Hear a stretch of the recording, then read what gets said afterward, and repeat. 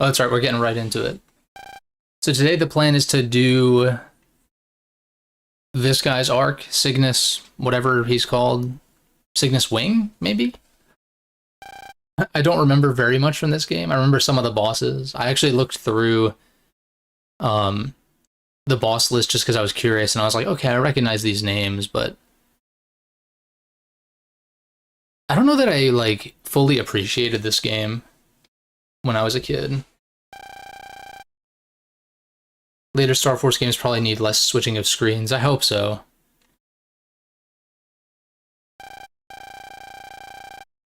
SF1 is touchscreen heavy. That actually makes sense because the stuff that's happening is normally on the touchscreen like this, right? Which is kind of odd. Usually it's the opposite, where the bottom screen is usually the superfluous menu stuff. But yeah, so I know we've got this guy, and then Harp Note is after that. There's a few other guys. And then I was looking at Star Force 2, and I'm like, I don't even know. Like, I recognize Terra Condor and some of the other names from Star Force 2, but I'm like, how much did I actually play of SF2?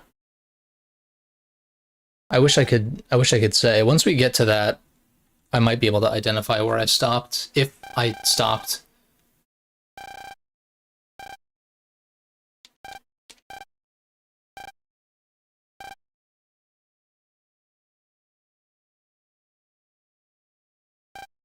Whoops.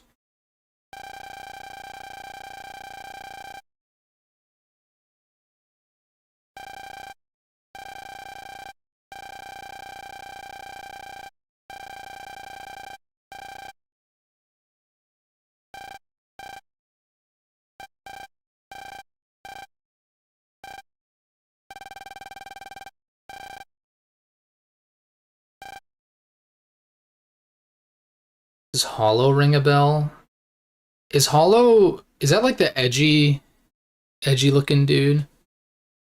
That reminds me of a, off the top of my head, that reminds me of a race man from BN6, kind of. Sort of, maybe not.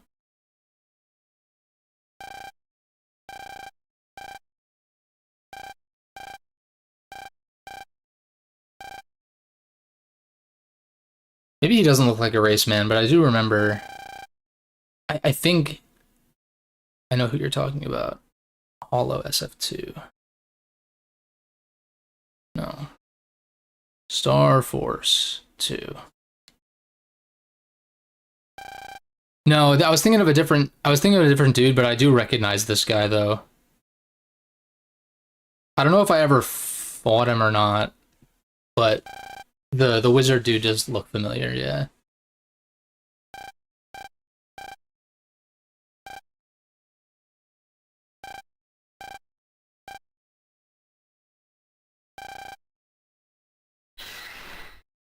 Another FMEN.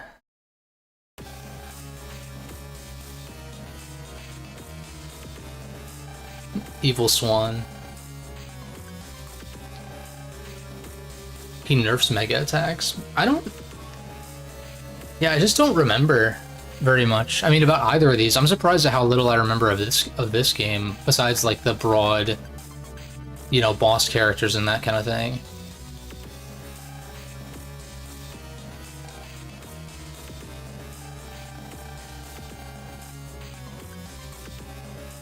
But yeah, I don't think I fully appreciated these games when I was a kid. Coming like Battle Network was what I was the biggest fan of, basically, and then obviously since I never played Star Force 3, I had fallen off of Mega Man, I guess temporarily. How old was I when Star Force 3 came out? Like 12? Something like that. And so it probably took me at least a few years to get back to playing Mega Man games regularly. I'm sure I was dabbling with like the platformers more so around that time.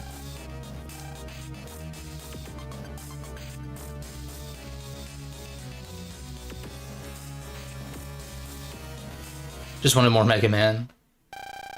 When you recently played Leo is when you appreciated it. Yeah, like I'm like kind of impressed by like the writing is actually pretty good so far.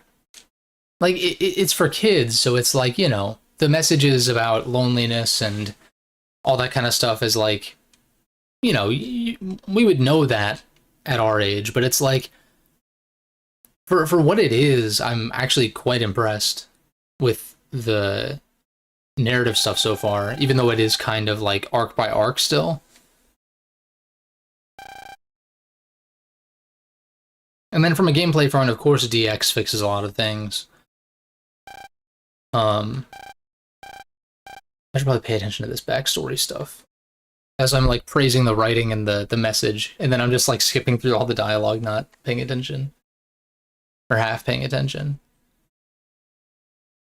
It's gonna be tricky when I rank these games though, because I'm gonna have played Star Force DX. I guess I can just say that at the beginning of the tier list, be like, hey, vanilla Star Force and or Star Force 2, because the encounter rate in Star Force 2 is like heinous apparently. You know, I played with a patch, so the encounter rate wasn't an issue. This stuff was fixed. And so, you know, if I was ranking vanilla, maybe they'd go a little lower. I don't know. I don't know where I'm going to rank these games yet, obviously, because I've only played like the first 3 hours of SF1, but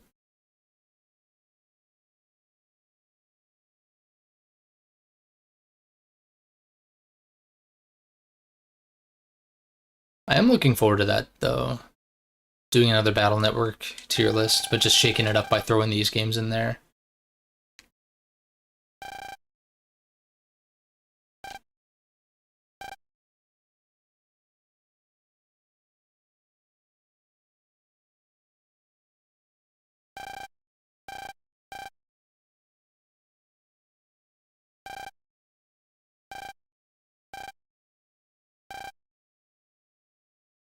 Hmm.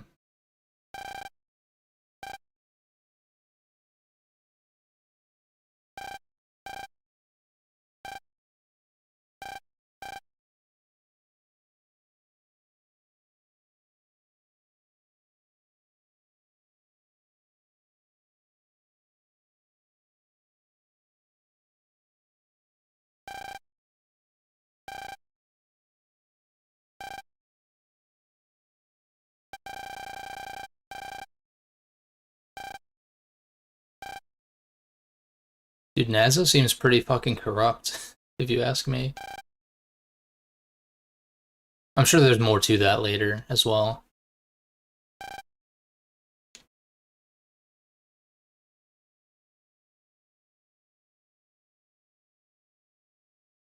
You know, as far as like story and stuff, I was kind of reading around a little bit, at least in like the comment section of the soundtracks, because I was dabbling with listening to a little bit of Star Force 1 and 2's OST.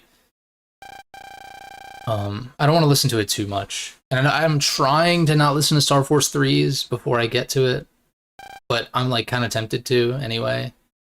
I'll just stay out of the comment sections because I don't want to get spoiled or anything like that.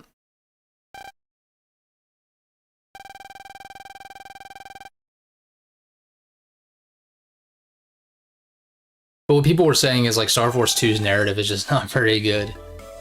And I do like kind of remember that being a sticking point for me, but then again, like I think this game's story so far has been like pretty solid. And I don't think I necessarily resonated with that when I was 10 or 11 or however old I was when I played this. Have patience for SF3 content, it'll be worth it. Yeah, I'll be patient about it.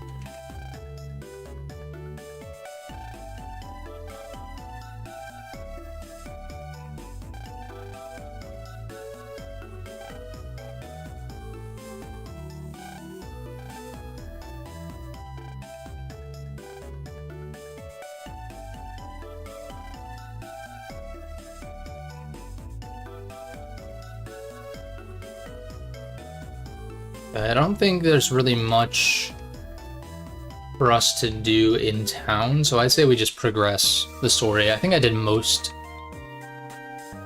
side stuff. This truck is from... This is the boss comp, yeah.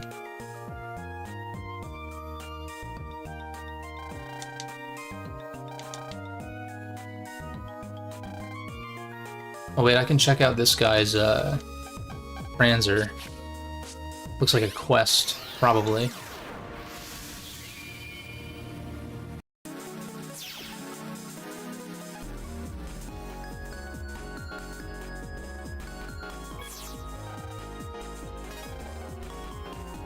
It's a card I don't have. At this rate, my little brother will steal my title of Supreme Collector.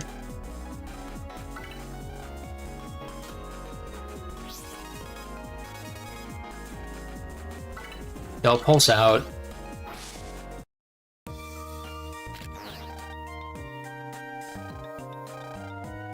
Powerbomb 1? I'm sure I have one, right? Yeah, I'll get another attack 10? I mean, how many do I have in my folder right now? 3. I feel like, well, I guess putting a 4th in isn't the worst thing because I have synergy here, I guess.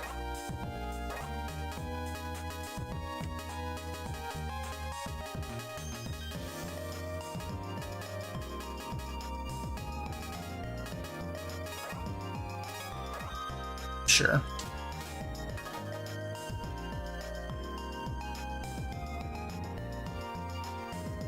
Just look around a little bit, make sure there's nothing I'm missing.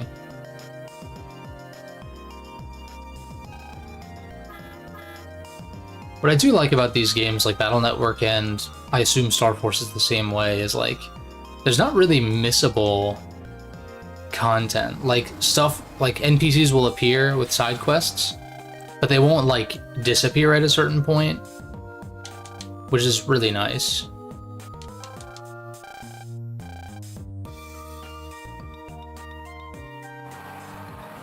Because you can more easily just mainline the main story, and then if you want to do side stuff, like at the very end, you could do that.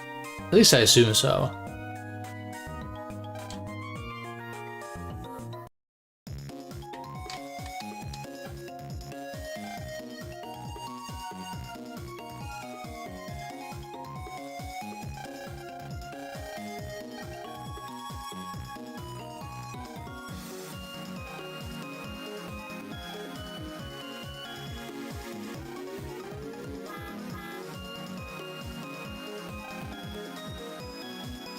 Oh, it's gonna be the class prez and her lackeys, isn't it?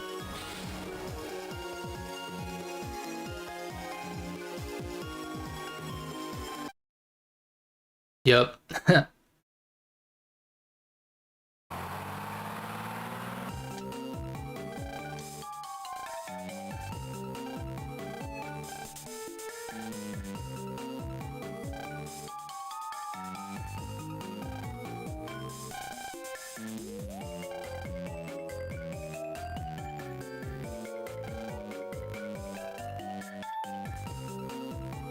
You were wondering why you're a huge advocate for SF.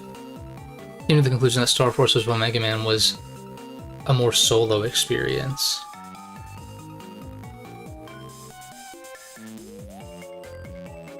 Your cousins and you played BN 336 for years. Yeah, it's interesting. Considering that this game has, like, you know, more social elements, and I assume there was online for this, right? It was the DS, which had... The DS had online, right? Am I crazy? No, yeah, it did, because Pokemon had the GTS and stuff like that. I did do a double take for a second, I was like, wait. But so the DS was Nintendo's first system with online. Right, like I think the GameCube might have had like some kind of Ethernet capabilities or something, maybe? Maybe it was just LAN though, actually. It was probably just LAN connectivity. Not sure if SF1 had a matchmaking though.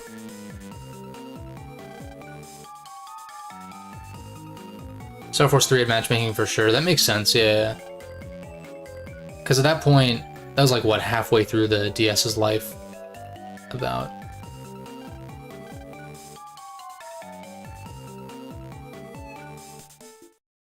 And the thing about Battle Network is, like, aside from Battle Network 3, and to an extent Battle Network 2, I don't think the stories are, like, that noteworthy. Like, even BN5, which I praised to Alan back, like, the story in BN5 is, like, pretty bare bones. Not bare bones, it's just, like, very simple, you know? It doesn't really try to do anything crazy.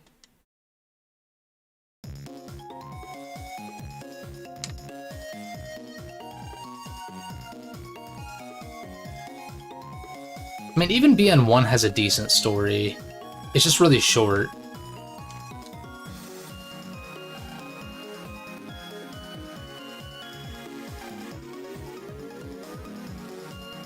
Yeah, BN is more like story crumbs in that sense, compared to like a fully fleshed out narrative, except for 3, mainly.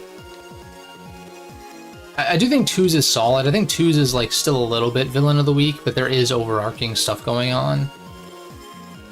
But 3 is definitely peak when it comes to narrative. 4's is notoriously dog shit. 5's is like, it's whatever. Like, it's not like good nor bad. I just feel like it's kind of there. It's an excuse to like do the liberation missions and get double souls and stuff like that, which is like, which is fine. And it has some cool moments with that. I feel like the potential for 5's story is kind of squandered because of the split version thing, though. Like, they couldn't really double down on one particular Navi being the crux for that arc, because they had to write it in such a way, which granted, Shadowman and Gyroman have different dialogues slightly, but like, it's kind of limited because they had to write this story that fit with different sets of characters. Whereas 3's version differences are just not that substantial for that to matter. And then 6's story is just like kind of bad until like the last like 2 hours or whatever. And even then, it's really just the finale and how Wily shows up again. And like Beryl. Anything to do with Beryl and BN6 is good, but everything else is like super not very good, in my opinion.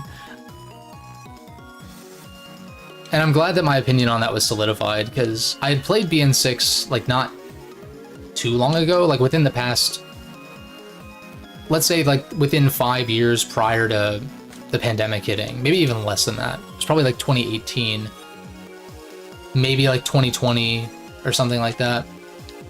I don't remember. But I just remember playing BN6 when I was in college still. And being like, man, the story early on is like really bad.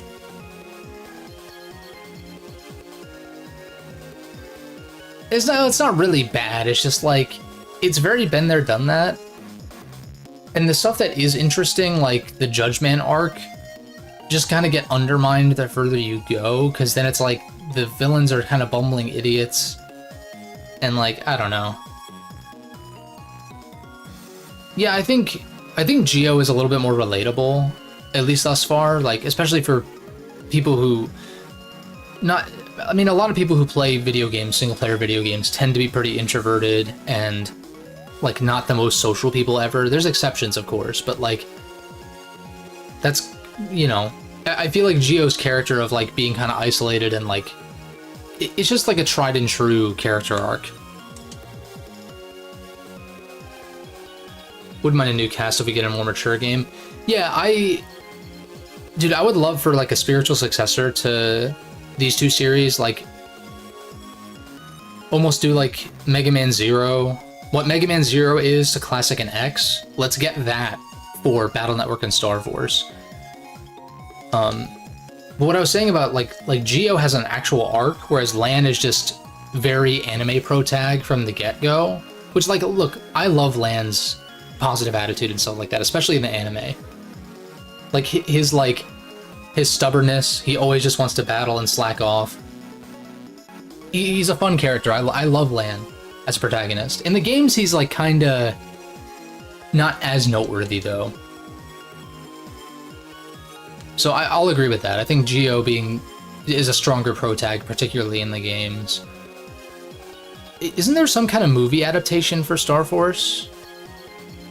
Some kind of anime or movie adaptation? I never heard of it, but then I caught a glimpse of something to do with that the other day. I was kind of curious about it. Because I like checking out game adaptations, like anime adaptations, assuming they're not, like, terrible.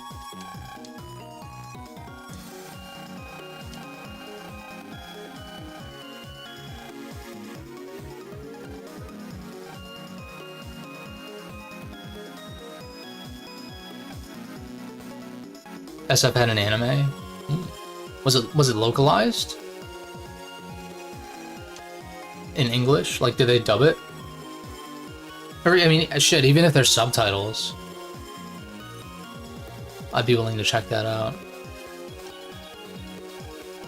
Maybe we can assume that when a Star Force collection ends up happening, because I feel like that's inevitable, it's just going to take a while,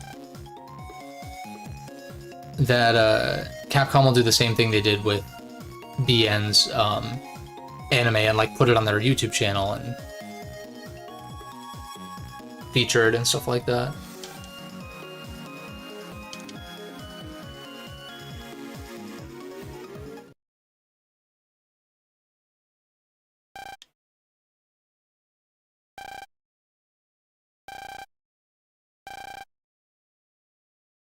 Hey, what's good, Space Cowboy? Oh wait, I see you joined. I didn't catch that. Appreciate you joining the Shadow Operatives, assuming that that's what that symbol indicates. That's what it looks like. This is the pass through the Science Museum. So I'm guessing Boreal is gonna show off. I'm guessing he's gonna show off some kind of improvement. Yeah, appreciate it, man. He's gonna show off some kind of variation of the flat pack or something inspired by it, intending to give credit to Tom, and then Tom's gonna go berserk, fuse with Cygnus, and we're gonna stop him. Lives in space. Wait a second. Waves in our day-to-day lives. TVs, phones, GPS. Yes, back when GPS was like a separate thing from phones. The good old days. Although the iPhone came out around this time, but this game would have been in development prior to the iPhone's release. I assume. I mean, they were kind of churning these games out like crazy, though. I never realized... Like, I didn't realize how close Star Force came out to Battle Network. Like, BN6 was 2005, I want to say. And then it was 06, Star Force 1, 07, Star Force 2, 08, Star Force 3. And then you had, like, X, 6, 7, and 8 coming out at around the same time, like 21st century, early 21st century. The Zero games, the ZX games were on the DS. It's like, they were really saturating the market with Mega Man, man.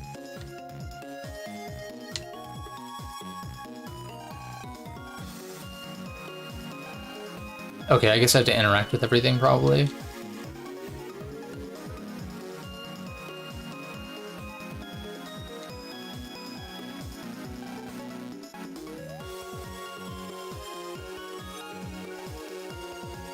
Black hole generator? What the... We're not quite sure either. It's like, dude, this thing is serious business.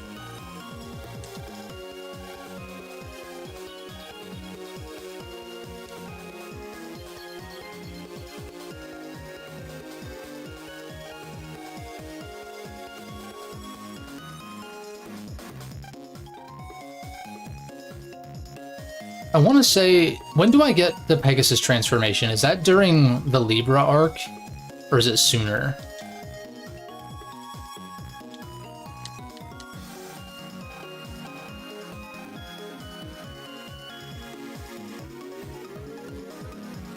I guess it's time to go back to where Mr. Boreal is. Borealis? Get it? Can't tell me that wasn't intentional. Obviously Boreal is a pun on Borealis, but...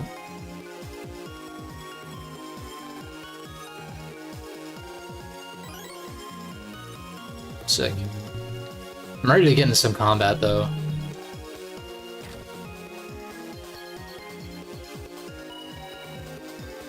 I felt like I was starting to hit a flow with it last time. Done like a cup of coffee after a job well done. Wait, is this the guy who... Wait, this is the guy who betrayed... What's his name before?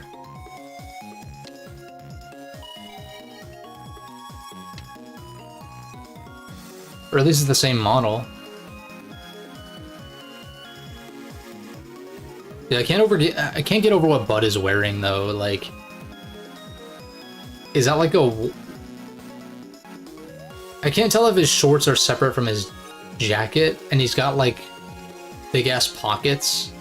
Not even like on his butt, but like, I don't know. That's definitely a. I guess the headgear is also a choice. That's also a fashion statement.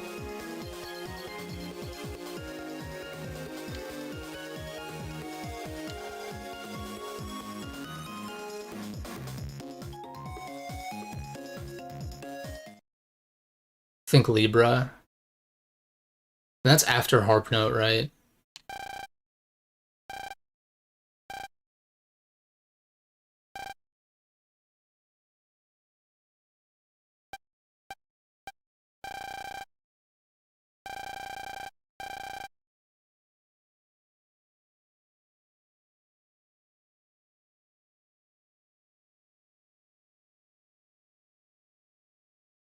And now that I think about it, this crew with like the Prez and her lackeys reminds me of Pokemon X and Y. Except these guys are just like way better characterized, which is kind of sad because this game came out like 7 years before X and Y. But you got the Poindextery one. You've got like the big dude who like I don't know. I guess what's his name in X and Y? I don't even fucking remember. Uh Tornio? Or something like that? Something along those lines?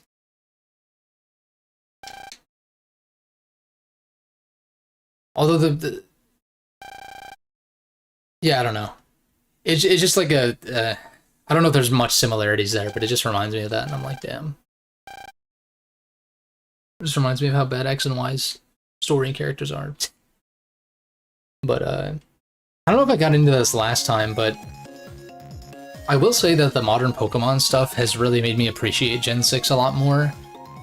Like I kind of did like a practice tier list for Pokemon Mainline, just to kind of like sort of gauge where I'm at before I do an actual video if I decide to do that. And I'm like, it's so hard because I feel like the newer games, like the thing is, I don't like X and Y, but they function.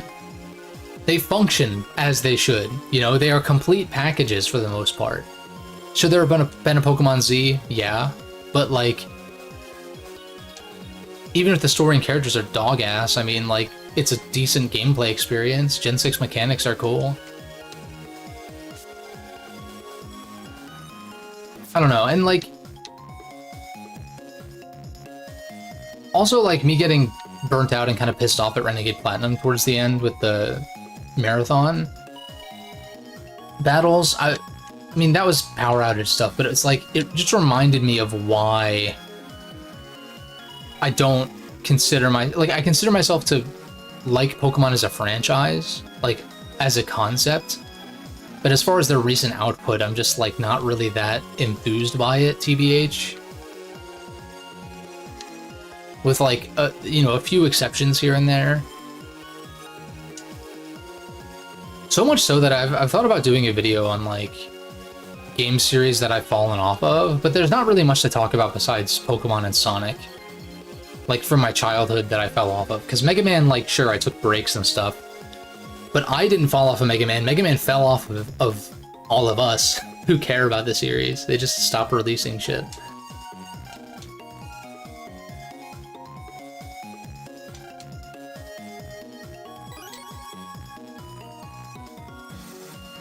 I know I'm like hardly paying attention to the dialogue. I need to...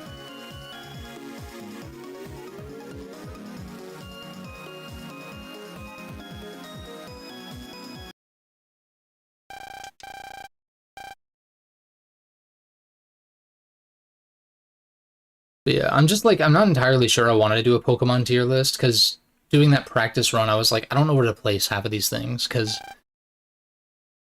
there's just so much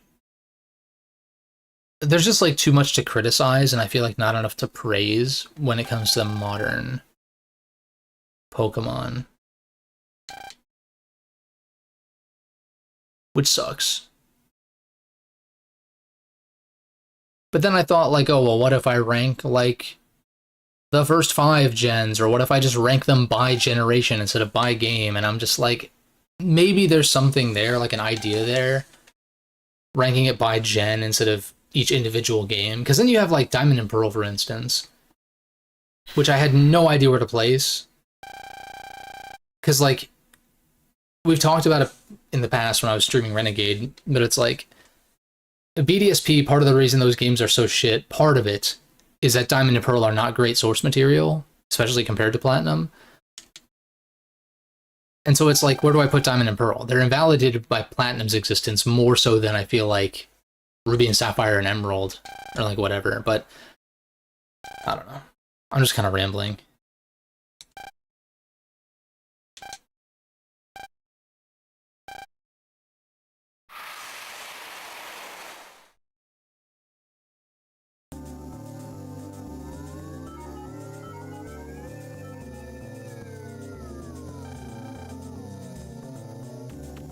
This is kind of cool.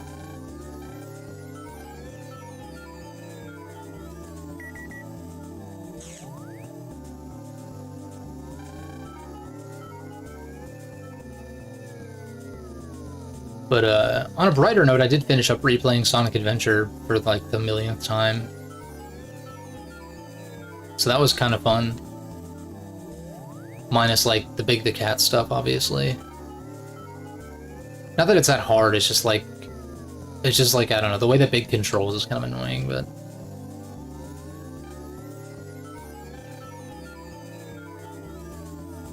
And I don't know, it got me thinking again about like the potential of a Sonic Adventure remake, because that would be what gets me on board. I haven't played a Sonic game. I haven't played a new release, like, you know, basically a Sonic game at launch since Sonic Colors. I did play Generations later, but like I haven't really cared, TBH. Like Frontiers looks not that great, honestly. That's why I'm very confused by people praising it. I'm just like, I don't... Like, maybe it's fun, but, like, I don't know. A lot of what I've seen of that game just doesn't seem that enticing to me.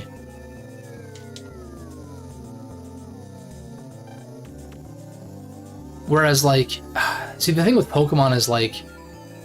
I've played every, at least mainline entry from beginning to end, like, since basically the very beginning of the series. And so it's hard to convince myself to stop. Do I have to interact with all these planets? Oh.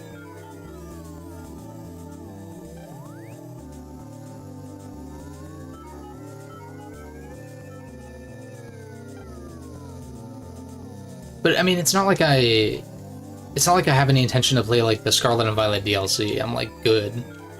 I played the main game last year and I was just like, I enjoyed it fine, but like, the further I get away from it, it's like, I don't really have particularly great things to say about it in retrospect.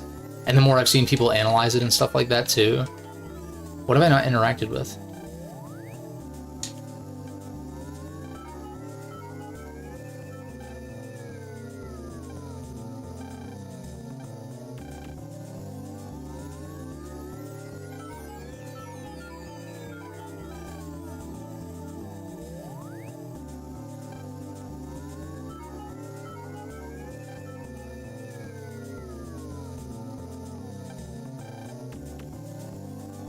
Huh? What am I missing? Oh. Well, something's gotta go awry first, right?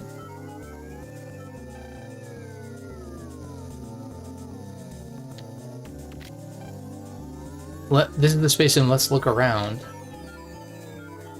Okay, I randomly missed this old dude.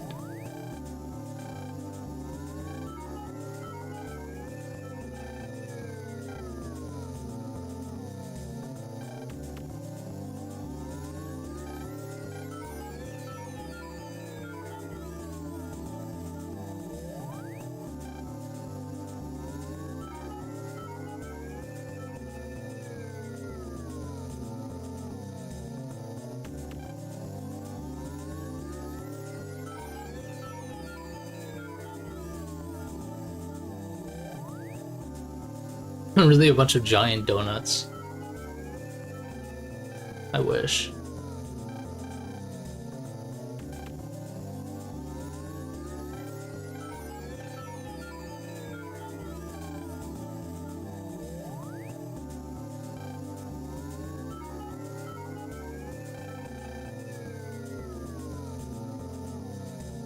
This track is kind of a vibe.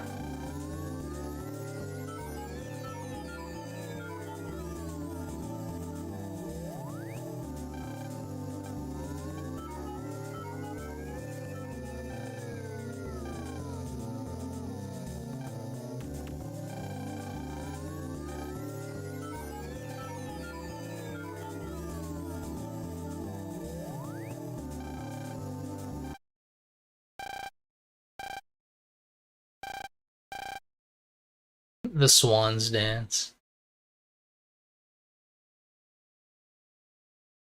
That's not Natalie Portman. What a ripoff.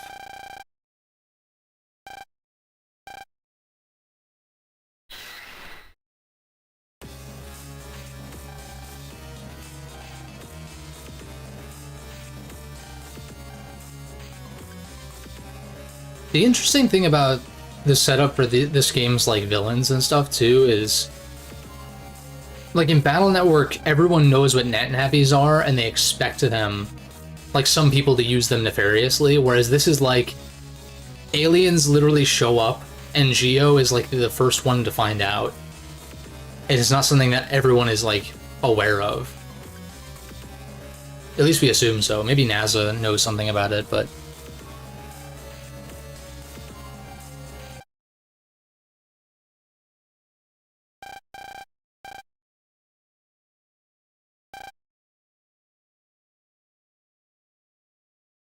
he's got those hypnotic dance moves.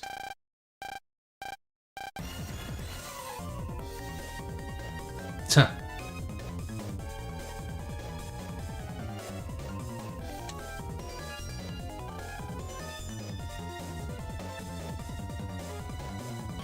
This is funny as hell. How are they doing that in 0G? That's kind of impressive.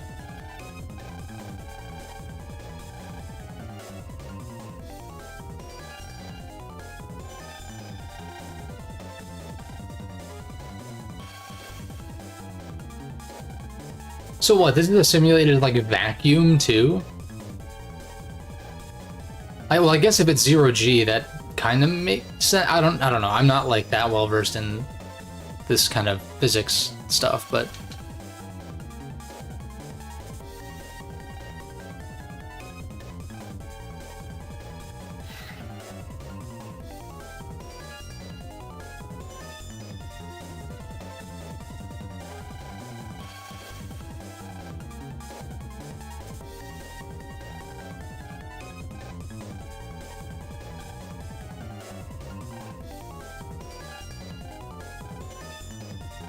Let's do this shit.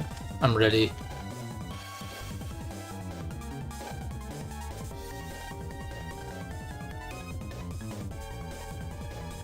Alright, so where is...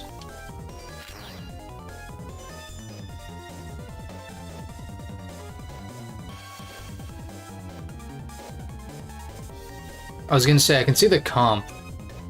But, like, where's the actual wave hole, though?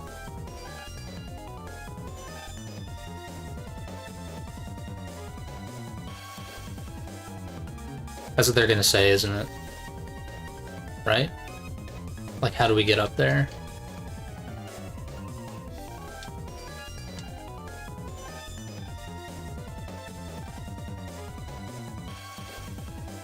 Alright, we know the door is attached to Earth.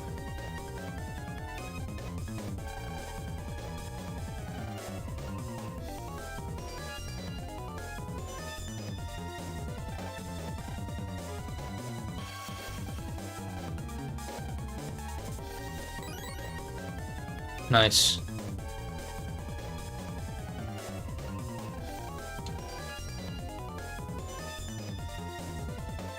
Oh? It's Keyman. Number of planets in the solar system? Mercury, Venus, Earth, Mars, Jupiter, Saturn, Uranus, Neptune. Is this including Pluto? I don't remember if this is relevant or not. Is it 7 or 8? I should have paid attention if he said Pluto or not.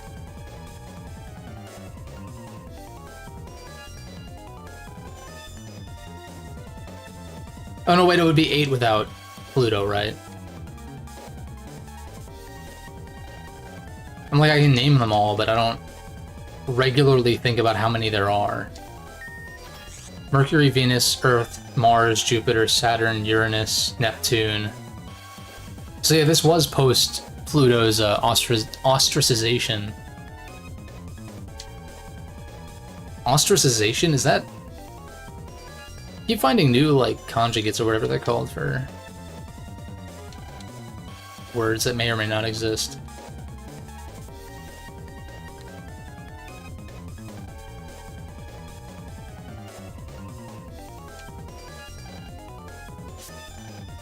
Oh, that's right, yeah.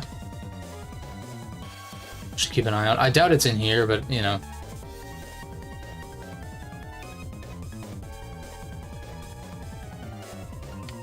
Ooh. I should probably save, because we did a shit ton of story stuff. Save.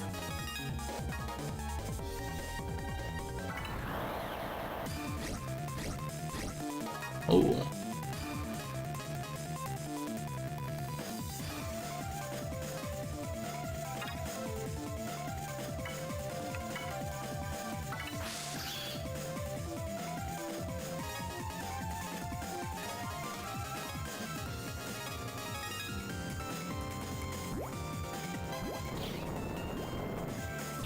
Unfortunate.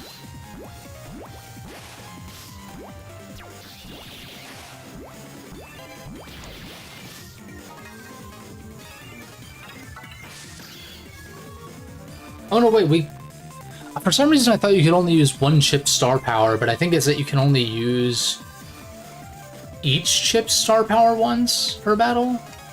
Or one at a time, like once per turn? That's way cooler.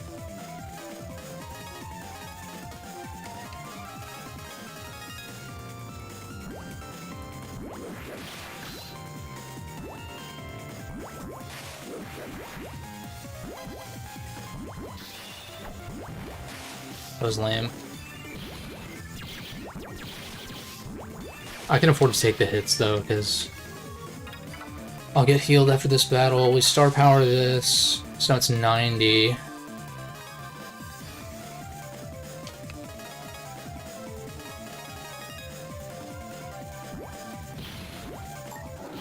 Nice.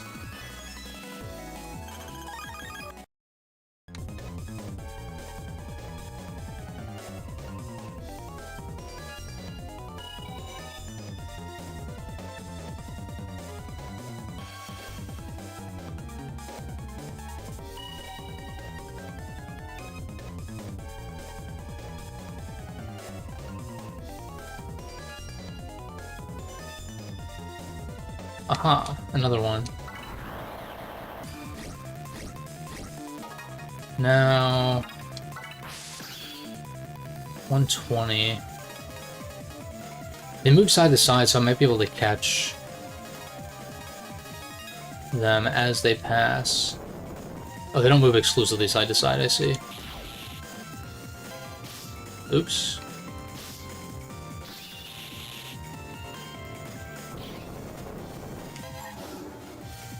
Damn it.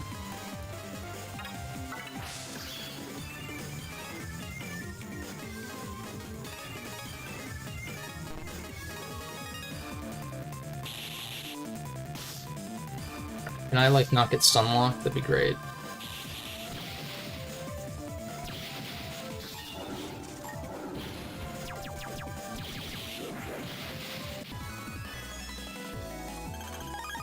Oh, that was a plasma gun? Sick. Split into... Oh, so it does like a cross pattern? Traps enemy in bubble. That seems kind of nasty when coupled with elect chips. But I don't have any other wide waves to synergize, really. I feel like this is pretty whatever. Oh, 5 star cards? Okay. Plus 50 attack and spreads 3x3. I feel like that's pretty powerful. I feel like Gatling is pretty underwhelming, especially because I only have 2. Because what, it's 4 shots, so it's 40. It'd be 60. It's 80 versus 120 if I have an attack plus 10. I feel like these are kind of whatever until I have more. Wide sword, long sword. I guess I'd rather have the Gatlings than... Oh, but I can't have more stars. That's the problem, isn't it?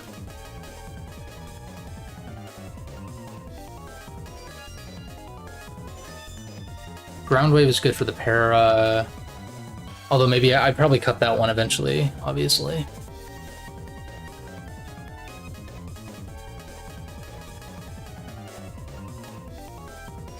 Plus 10 attack to all cards. I feel like that's kind of hard to use, though. Well, no, it's a white card.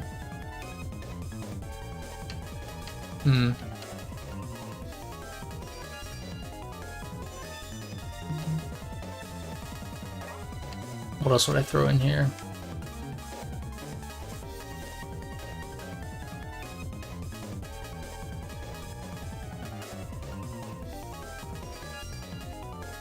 I see. I guess I throw this back in here, right?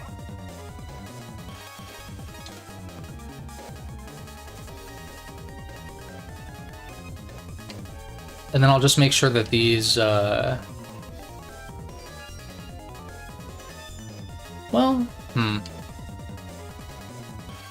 I actually don't know how useful the plasma gun is. Like, it just splits the range, but usually you're using this on single targets to stun lock them, right? So I don't actually know how useful that is.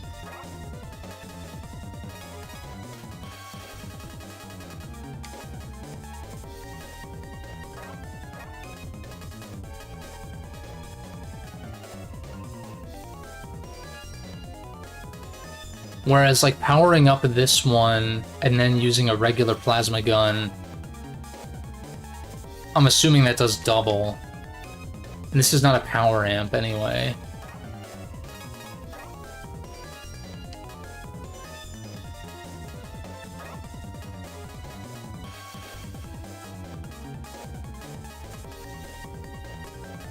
Yeah, I guess my options are kind of limited right now.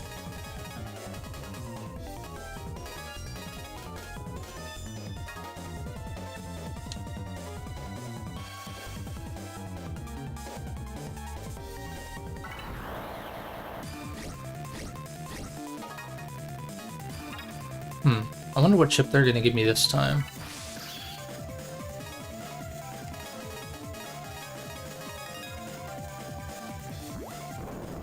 That was extremely bad.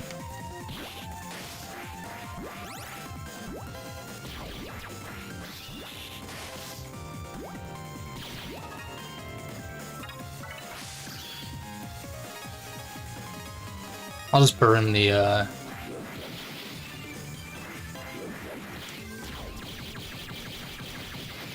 Alright, nice.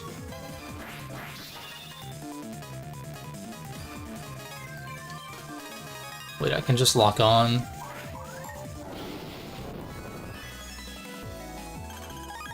Oh, we got the... Okay. I'm gonna keep changing my folder whenever I, get one of these. Maybe I should wait.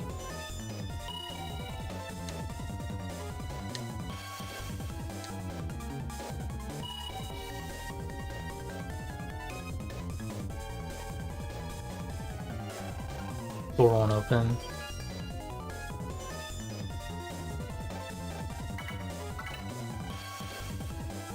I should probably interact with more stuff, huh? Just in case.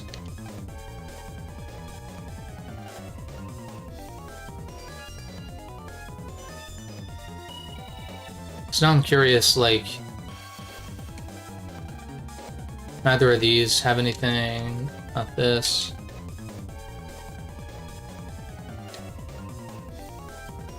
I already know there's basically nothing back there, I think.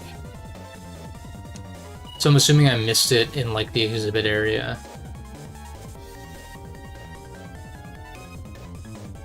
Because I can't just... Yeah. I have to find one like round.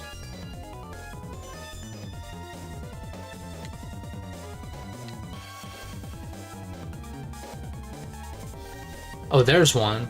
Wait, how do you get over there though?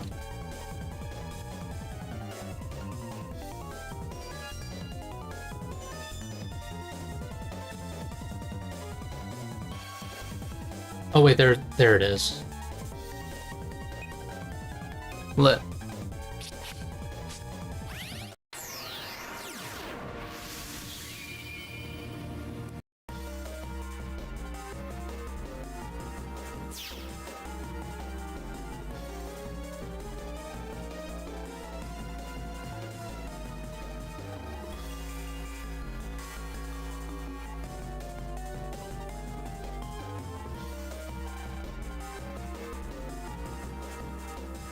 All scrambled up.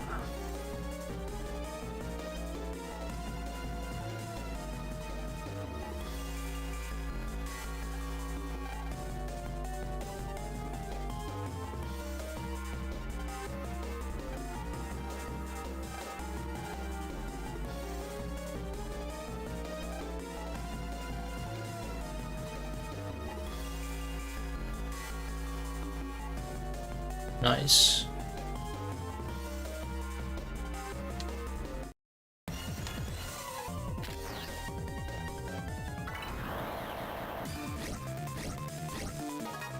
Oh, we got the ghost guys. Luigi's Mansion vibes. Wait, that's kind of lit. And then you can also use the +10. I can't undo it? Okay.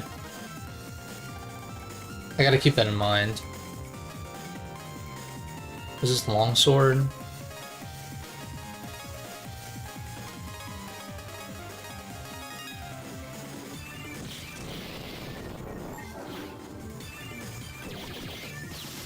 Oh, what the fuck?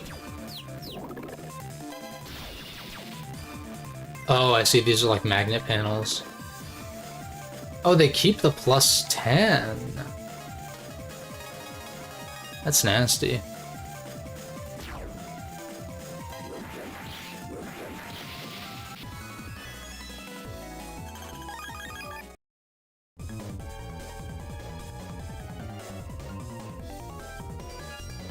Oh?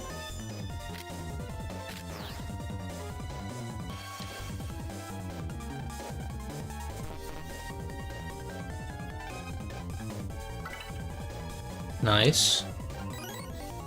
Also nice.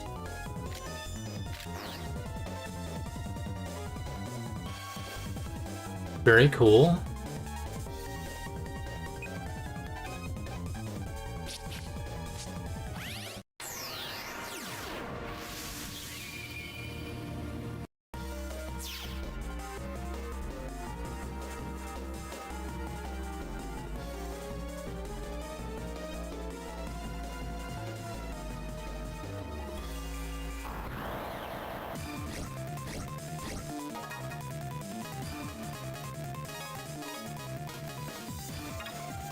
I guess I might as well do this, right?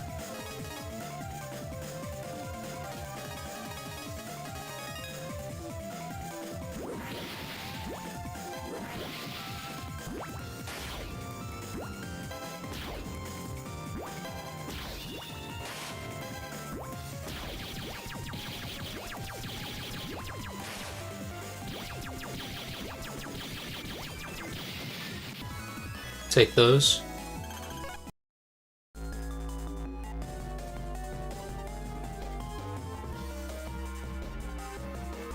Let's check out these profiles real quick.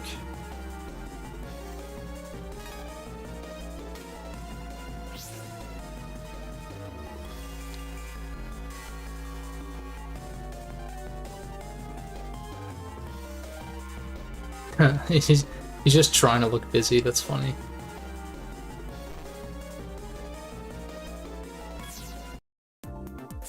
Alright, more comps. The smaller the comps, the better. I don't like that it takes so long to like check all of them out. BN6 was sort of guilty of that, kind of, in that cross pattern.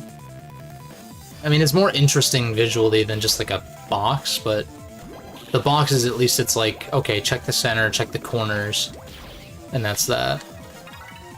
Can I run?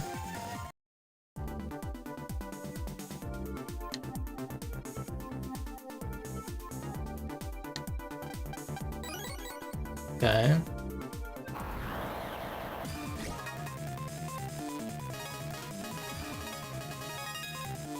I guess we'll do this.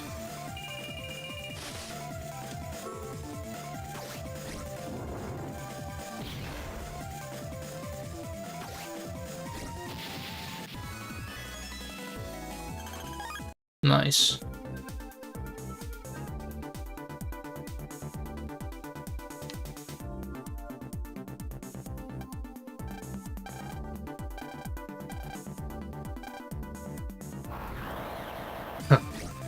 You're gonna need a ticket for him too, that's funny.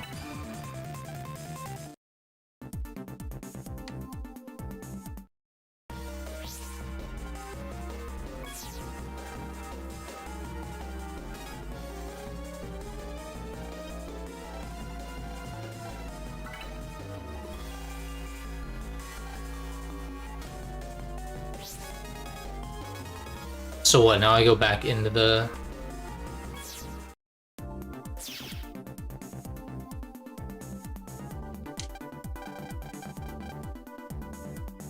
Is it always in the same spot? No. I don't know if I have to talk to her first or not.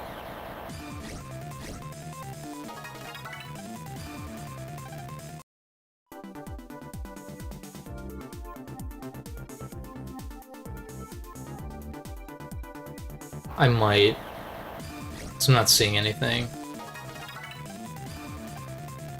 Damn it.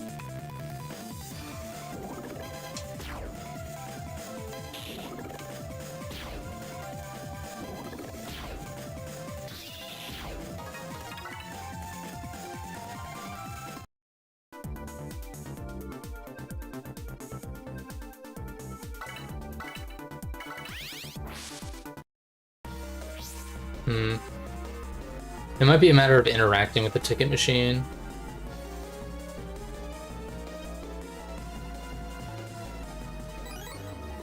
$150, not bad.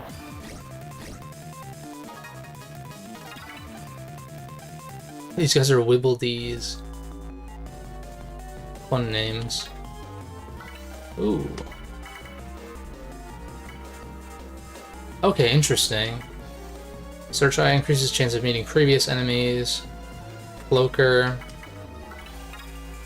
I mean, I'm annoyed by the random encounters, but like, I'd rather save money for better stuff later.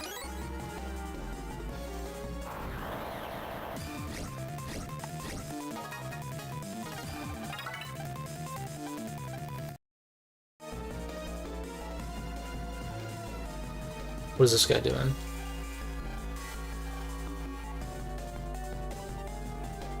Oh wait, let's check out this guy's profile. I think it's funny that his favorites are chips, are cards with Geo on them.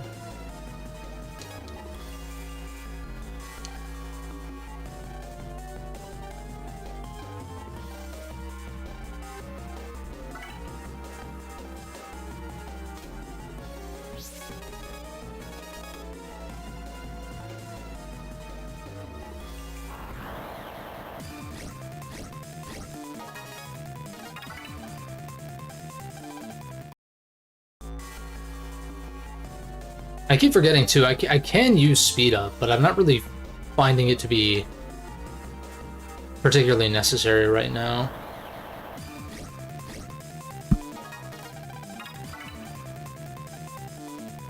Damn it. Will this get blocked by the rock cube? Yeah, it does.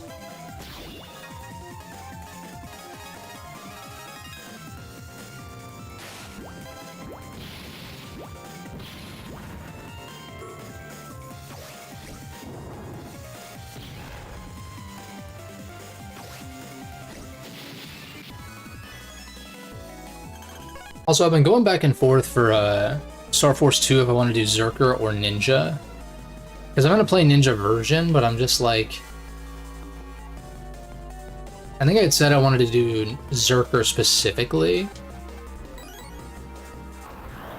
I don't think about it.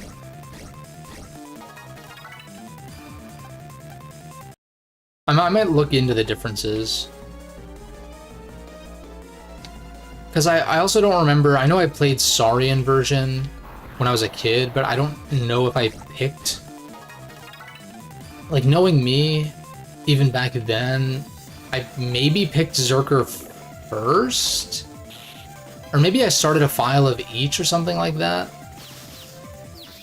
I don't remember. Like, I don't remember which one I picked in Saurian version. Where does this go?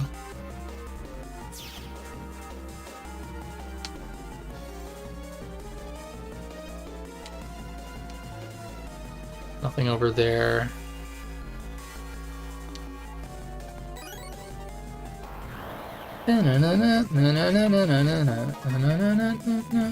Shit slaps. Sorry, I'm just making sure everything's open properly.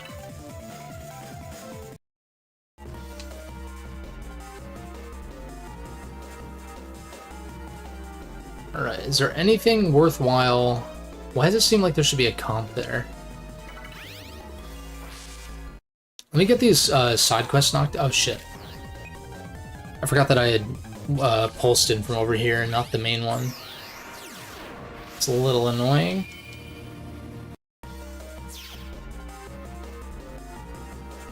But this panic theme does kind of slap though. Oh, there's just I feel like I should pick up all these quests while I can.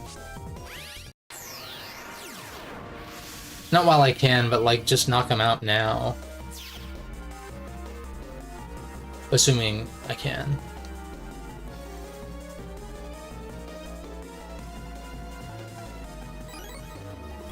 Radar missile.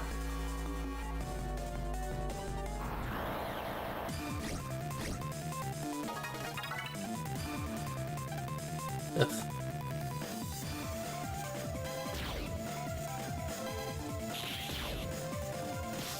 Oh wait.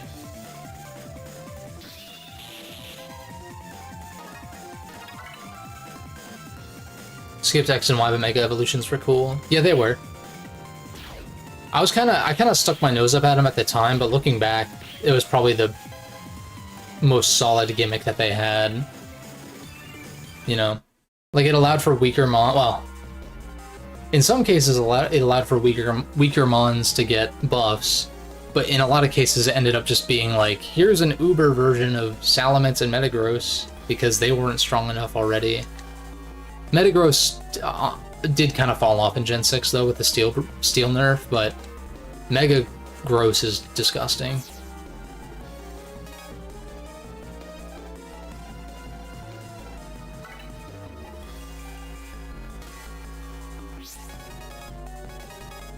Yeah, before we hop into this comp,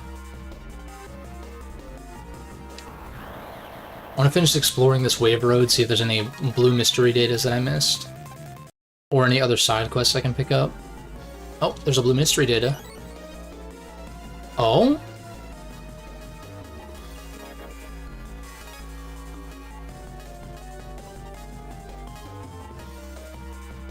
Rapid. I mean, I'm gonna take the attack over Rapid, honestly. Although Rapid is more viable, I feel like, in this game, because you can just hold it down. And an well, I guess auto charge, you're just not going to be shooting, so.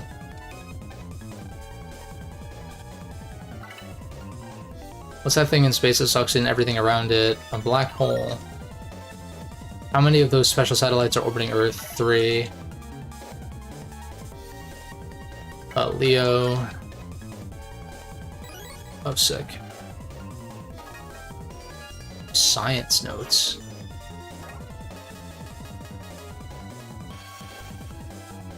Oh, wait, is that like some kind of lottery code or something?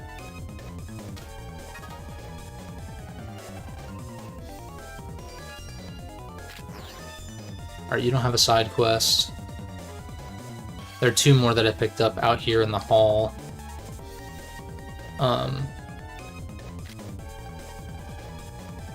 Yeah, I don't know. I'm very interested once they get around to X and Y remakes, because I think that those could actually be, well, in theory they'd be better than the originals, whereas I'm like very wary of the Gen 5 remakes. Won't somebody look it up for me? Do I just interact with it? Because I went in there and didn't see anything out of the ordinary, so...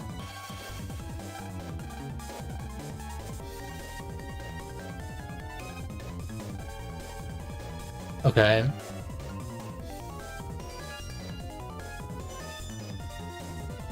Lotto codes are SF. Cipher something? Okay. I'm assuming that's gonna be in whatever the shop is that we can go to.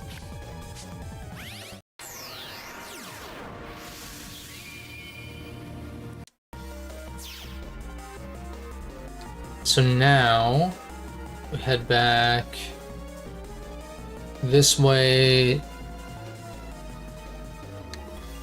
Check out this profile for the dude. Cooking, okay. There's gotta be something that I missed in here. Excuse me.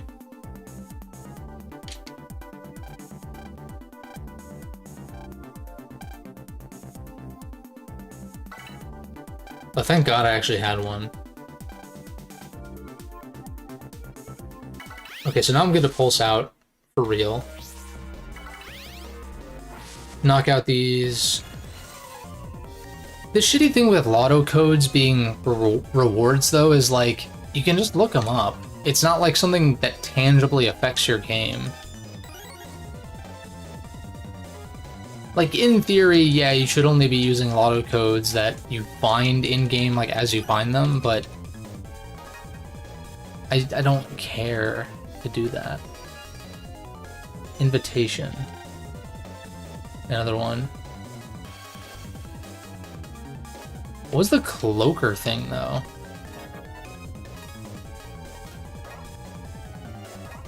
Check database. Oh. Oh, okay, so that's just like a sneak run. I see. That should be all...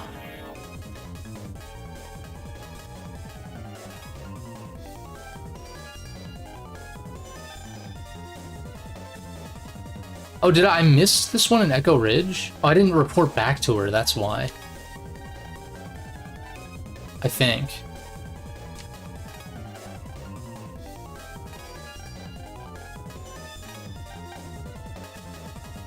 Yeah, I definitely checked out this dude's profile for her, but I didn't talk to her, so...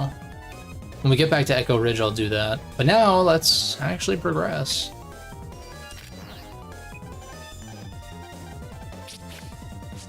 And I just wonder if the cloaker's actually gonna work. I would like for it to, and I can avoid some encounters right now.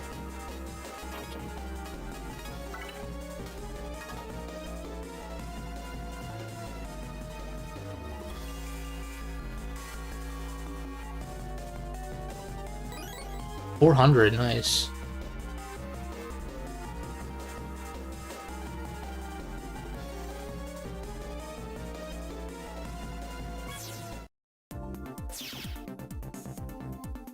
Okay.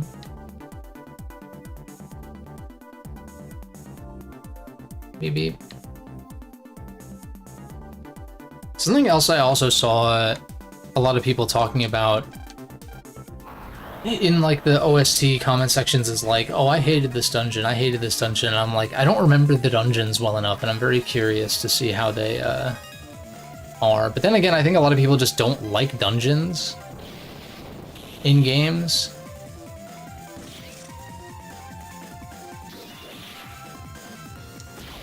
Just kind of in general. Because I've seen that sentiment about dungeons that I never thought were that bad. And so I just don't really, I don't know.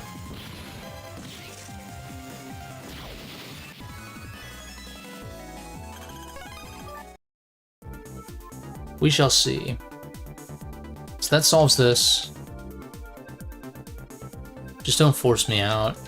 Well, I guess it's not the worst thing if they force me out, but...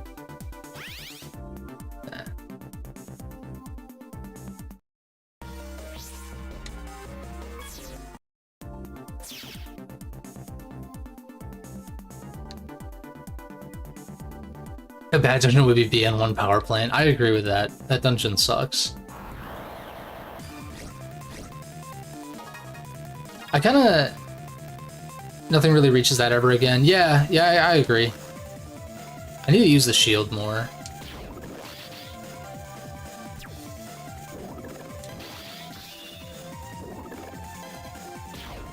I think I kind of want to do a Battle Network Dungeons tier list, but maybe I'll do that for Star Force and Battle Network. Because I was going to do a Navi tier list, but it's like I kind of have to rank them by some criteria. I don't think doing it by design is that interesting.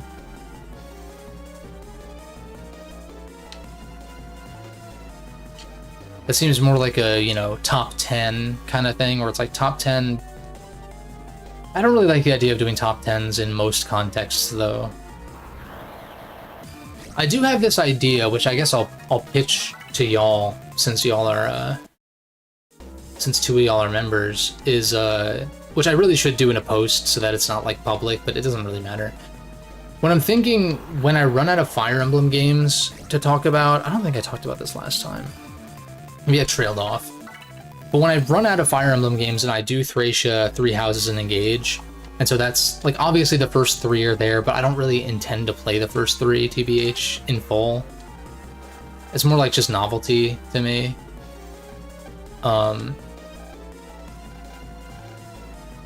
Wait, what did he say? Disgusting.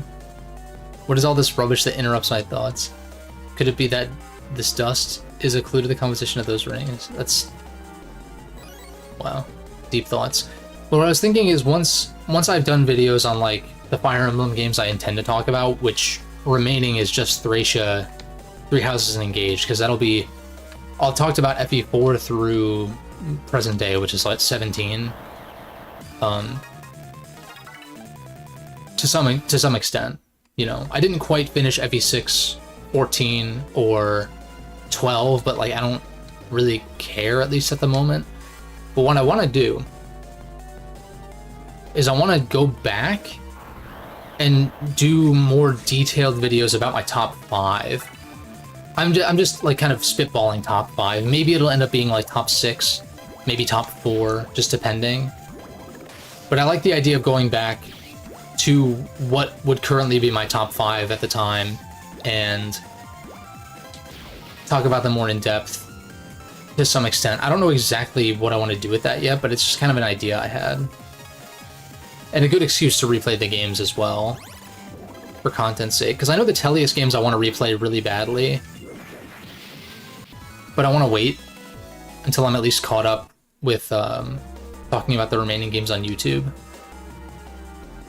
And by the time I get around to doing that, it's like, you know, I'd be due to replay like Echoes, or like Three Houses might be a little bit different. I'm still torn on how I want to handle that game, because there's so much you could talk about. I could do, like, in theory, I could do a whole video on each route, and I could do, like, I could split up the gameplay talk and the story talk, but I'm just like, I've put 500 plus, maybe even more hours into Three Houses already. And that was mostly within the first year or 2 that it came out. And so going back to it, it's like, do I need to replay every route to make a video on it? I don't think so.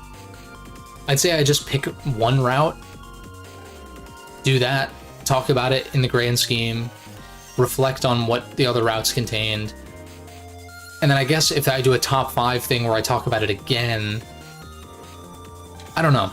It's just kind of a theory, something I'm theory crafting right now. I don't know exactly how I'll go about that.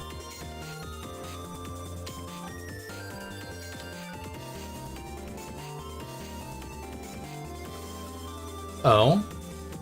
Little ducklings. Swanlings.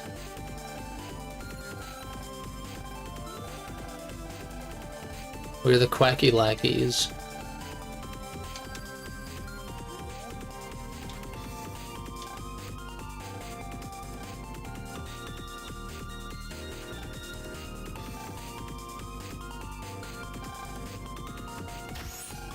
Okay.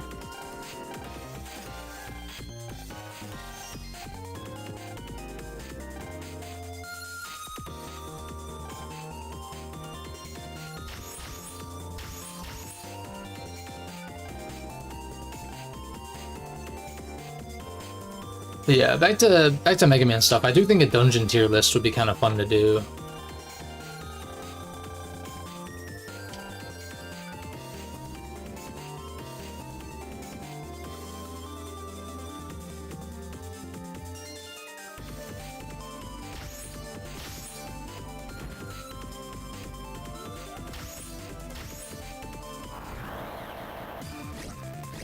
Oh, we got these Condor guys.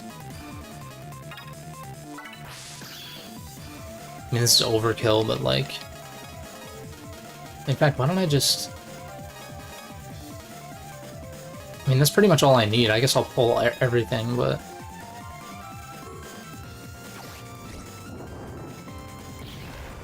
Easy clear.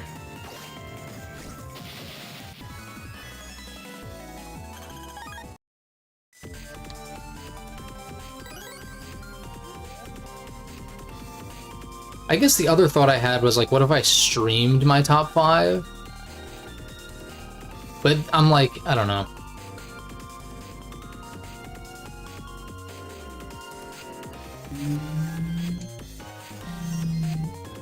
Oh, press up. Okay.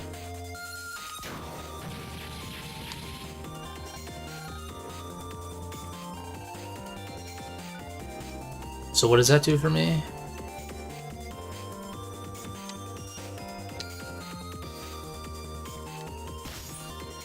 That's just not fair.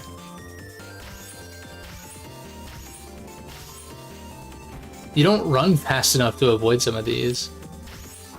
Although it does happen in patterns, so I mean, you know, whatever.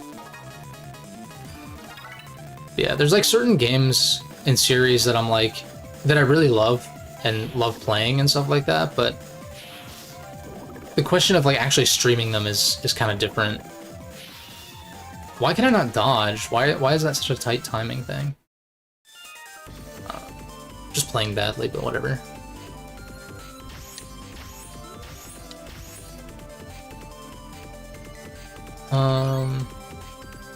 Another jet attack. And this is just there for no reason.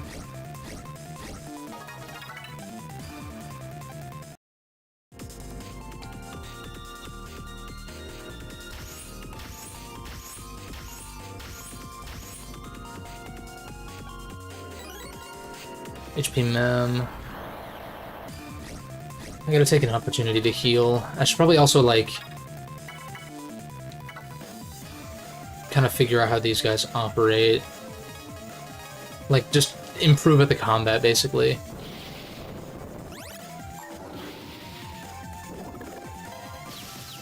I definitely tried to shield. I need to, like, get the timing down, because there's, like, a slight... I pressed X there. There's, like, an ever so slight delay that I need to get used to. And I don't think it's my setup.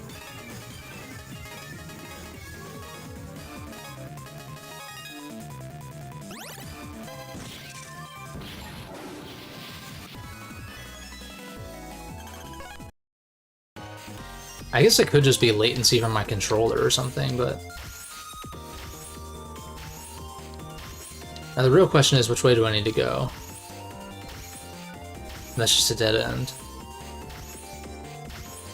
Well, it feels like there's just like a little bit of startup when it comes to the shield, in particular. But I think that's maybe by design.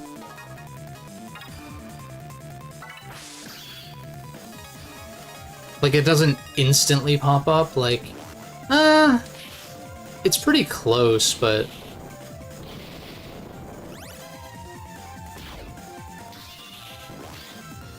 I guess you want to press it, like, a little bit before something hits you. Because if I do it, like... That works. I think it was just me being bad and blaming input delay, but I don't think there is an input delay that I can feel.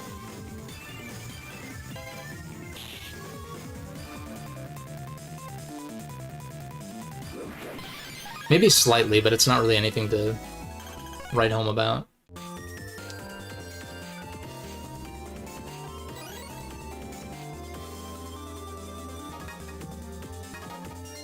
No. No, it's pretty responsive. If anything, I just feel it slightly in combat, but...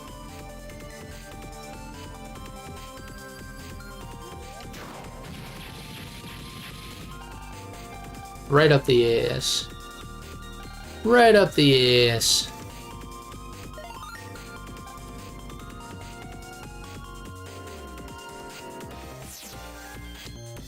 It's making me want to have fried duck, though.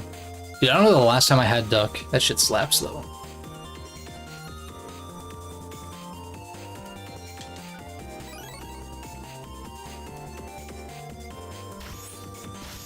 Damn.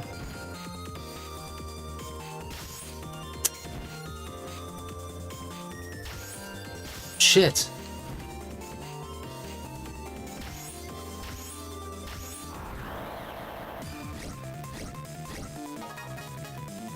I'd like to run, if possible. Of course.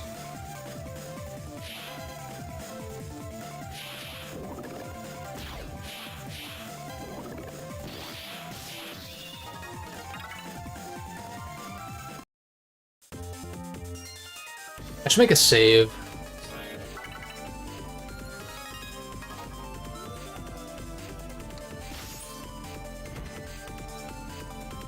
I do have a couple of sub-chips to fully heal, I think.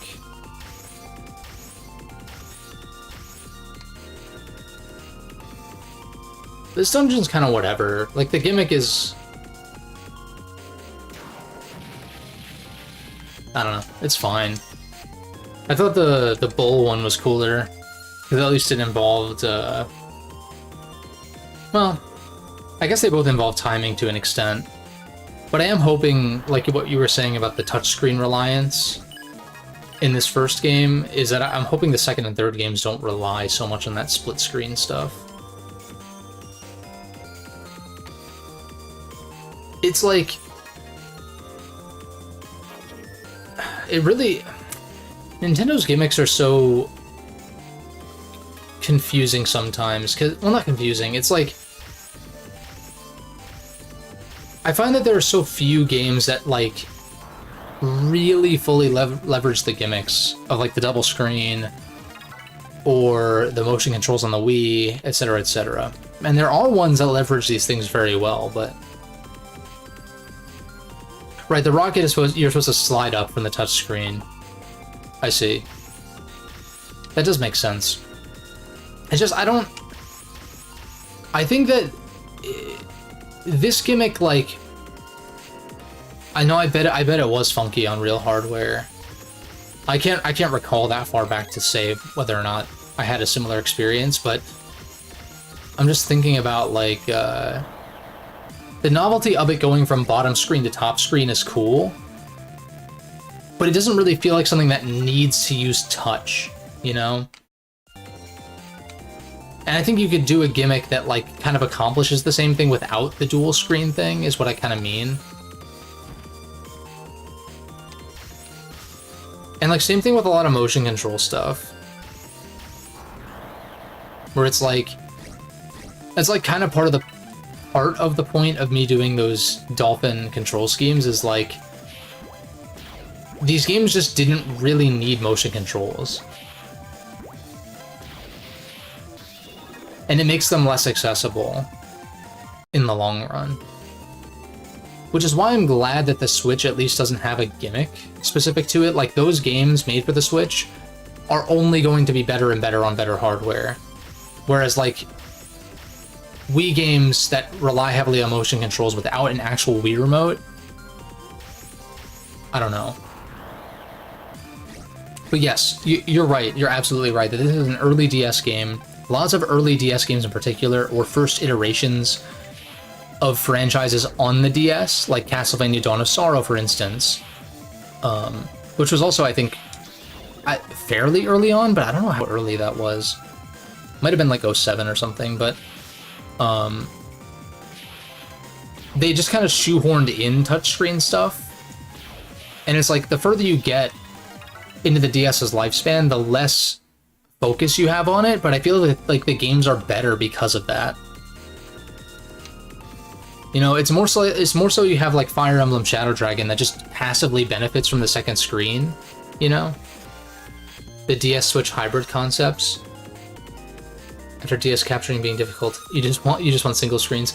Yeah, I kind of just want single screens too. Oops.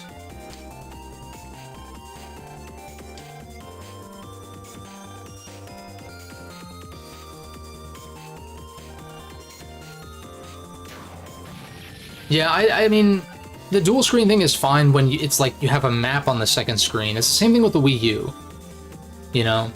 Like, having the map on the second screen, like, yeah, that's convenient, but not totally necessary. And, like, the more you try to force the gimmick to, like, do what it was made for, I feel like there's kind of diminishing returns on that. See Star Fox Zero, for instance, which I've not personally played, but based on what I've heard, it's like they really, maybe overly doubled down on the split screen gimmick in that game, to its detriment. I'm missing one.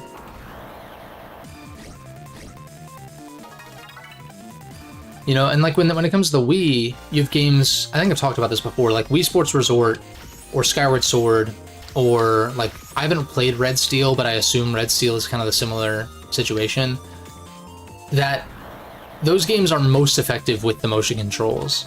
And if you take those away, it kind of loses some of the uniqueness of it, and just makes it feel kind of clunkier than it needs to be.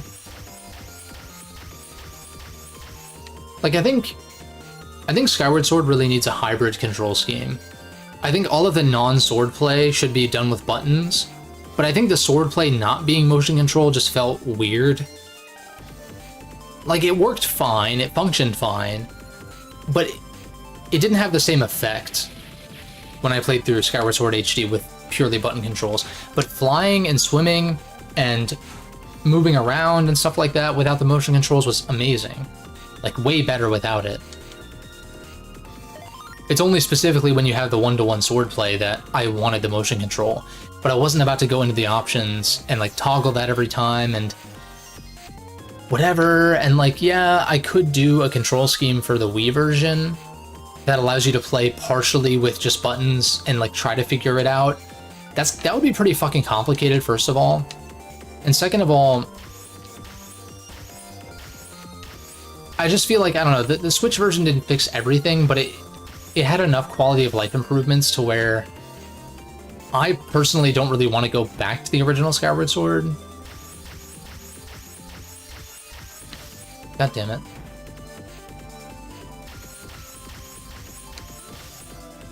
I remember getting the Wii Motion Plus just for Skyward Sword. See, I didn't even find the motion controls, like, they were just intrusive. I found them to function fine, generally. More so the swordplay stuff. But like the non-swordplay stuff was annoying with motion controls, especially swimming. I remember the swimming being really fucking annoying.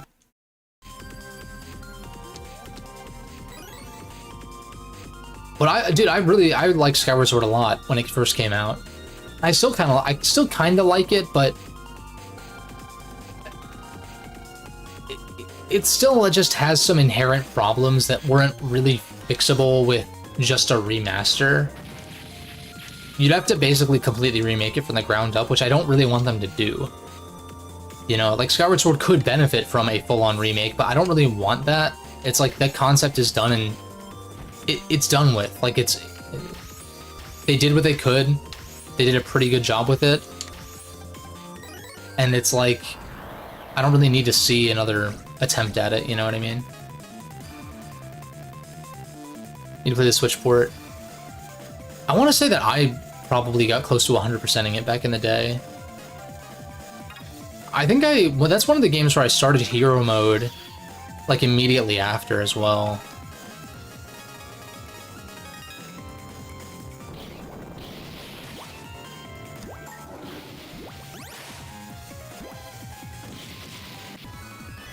But then I fell off pretty late in the game, I want to say, on hero mode. And yeah, I think the Switch version, like, it has some quality of life things like Fi or Fi or whatever, both doesn't interrupt you as much.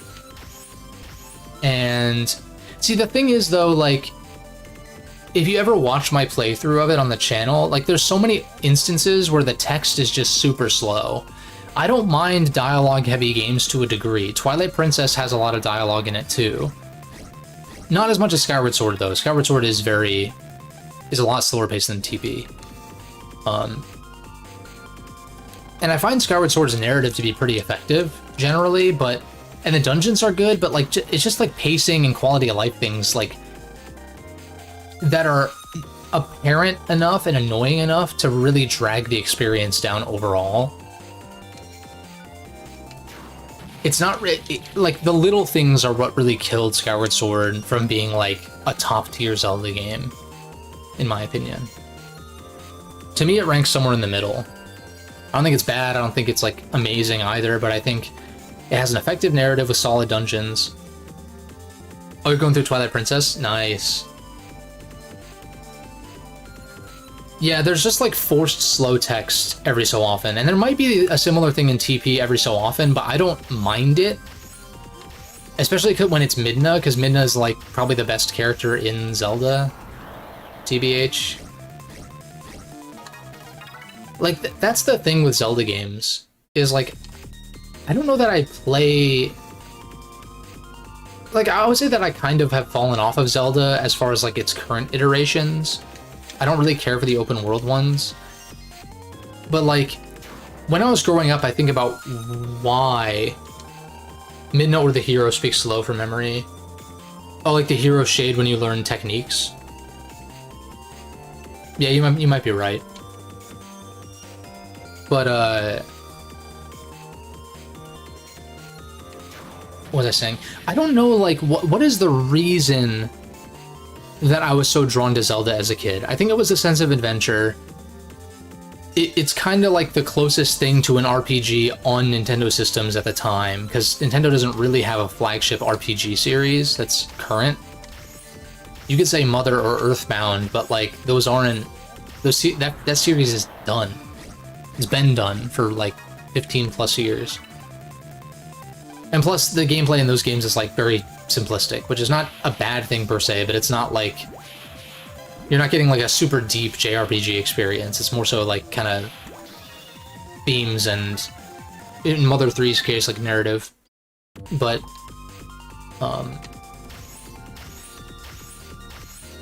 I'm like, I enjoy Zelda stories. Xenoblade currently, yeah, is kind of like that. Even if it's not first party, that's second party, right? Because they don't... I don't know if they own Monolith Soft or not. But I want to say that would make it... I don't know if it's first or second party, it's one of those. It doesn't matter. It's exclusive, so like that's close enough. And...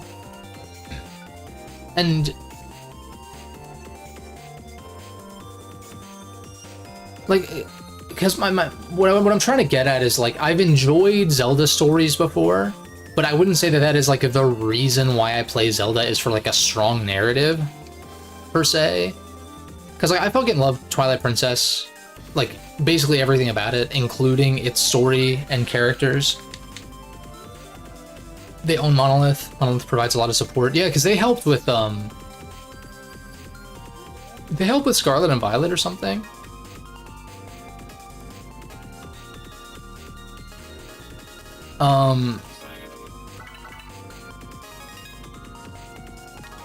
But yeah, it's been hard to... Like, when it comes to a lot of series, I generally have an idea of why I'm going to them. You know, like whether it be gameplay, story, or like different aspects of those where it's like... You know, is it the battle system? Is it the progression systems? Is it just like the general vibe? Is it the atmosphere, you know? And like Zelda, it's kind of a mix of everything, sort of, because like you think about older Zelda games, it's like they're not like the deepest games gameplay wise, they're not the deepest games story wise, so like why is it that there was such a draw? Like, or like, why is it that there is a draw, at least for me, still to those older Zelda titles like Ocarina, Majora, Twilight Princess, A Link to the Past, stuff like that? And I can't quite put my finger on like a singular aspect.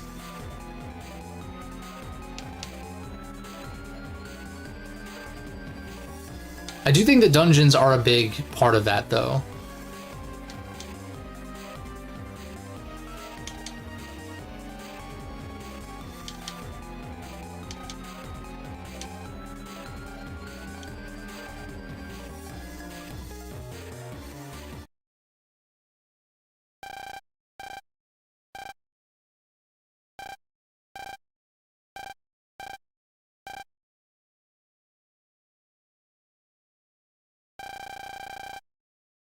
N64 Zelda drew you in the story, TP drew you in with gameplay and lore. I mean, I love TP's gameplay, but like I do see the cracks in it, or where like it could have been fleshed out a little bit more. Like just more enemy types that leverage the hidden techniques. The problem is that the hidden techniques are optional, so you could only do so much with that. But I still like being able to take advantage of them on standard enemies. I think that Twilight Princess's combat could have been the basis for something great going forward in Zelda specifically.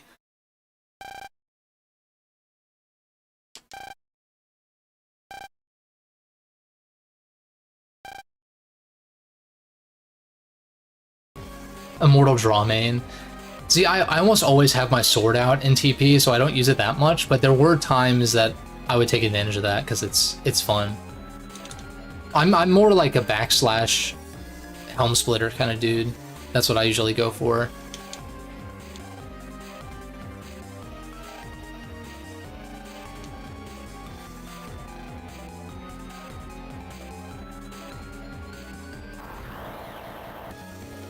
Link's other sheathing animation? I probably have. I can't think of it off the top of my head, but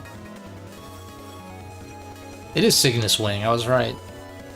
When he swings it twice. Yeah. No, I've seen that one. The but and then twirling the shit's sick.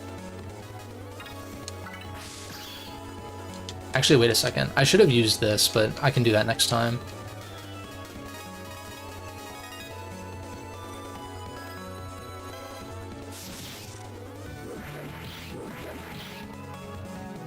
We got a good chunk on him. But like, even when you say like the N64 games for story, this is something I'll get into when I do a Zelda tier list eventually, but it's like, I don't know, because when I think about like story in the traditional sense, I don't really think about Zelda in that way. And I'm not entirely sure why, because like Majora's Mask to me, because I think like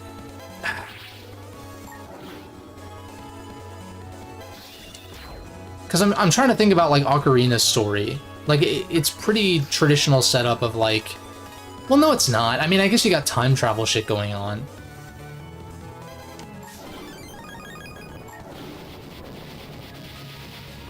You can do it after beating enemies. This is mostly why you do Mortal Draw. We S-ranked again, which is sick. I don't know, I'm just thinking like... We'll talk about it after this story segment.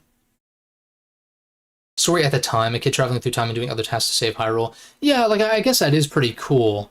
It's just, you think about, like, more heavily narrative-driven games, which I guess weren't really present except for, like, Metal Gear Solid, really, at the time. Resident Evil, debatably, but the delivery of the lines was, like, very stiff and cheesy, you know? Which is what I was getting at with the voice acting conversation last time, which I was more so referring to late 90s, early 2000s stuff, not so much these days. I feel like dubs these days are more consistent from what I've heard, but um,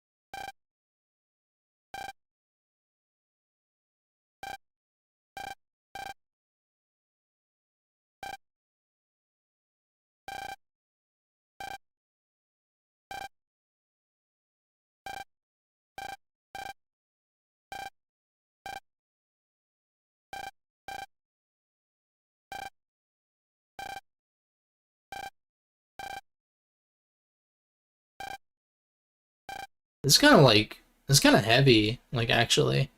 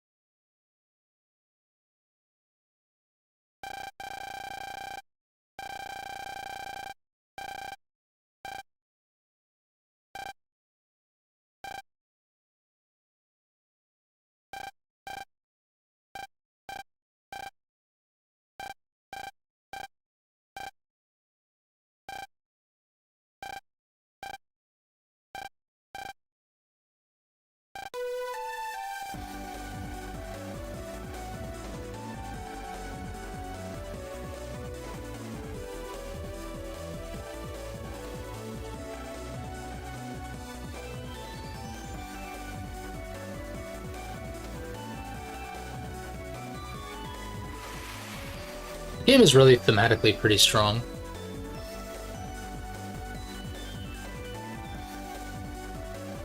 Even if it's a little on the nose, but you know, it was aimed at kids at the time, which I was, but because I'm not trying to say this is like the deepest stuff ever, but like this is actually like quality shit. I'm like very impressed, and I'm maybe not surprised that it maybe went over my head as a kid, because I just don't remember it being that. It hits the right notes, it does.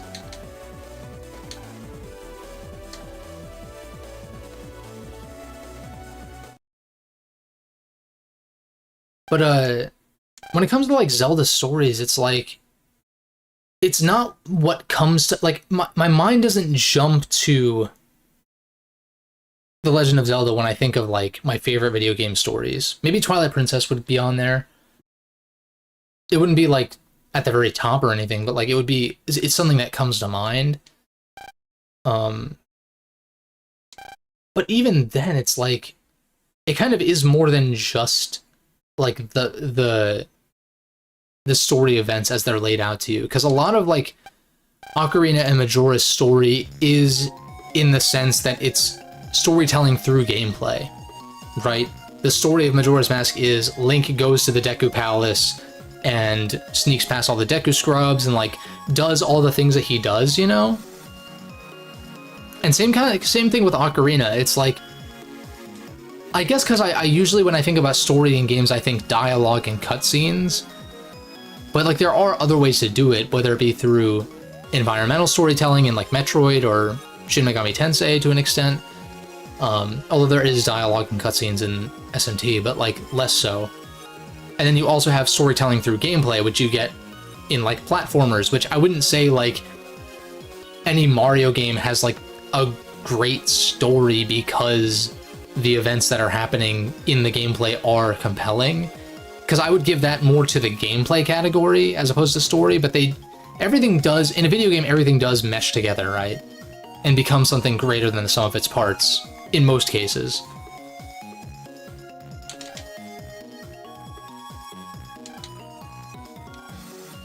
Even games with bad stories, like,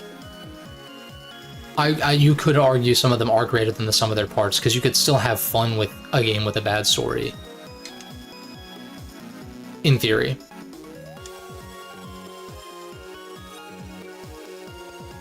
Could also do with people turned villains rather than villains being evil.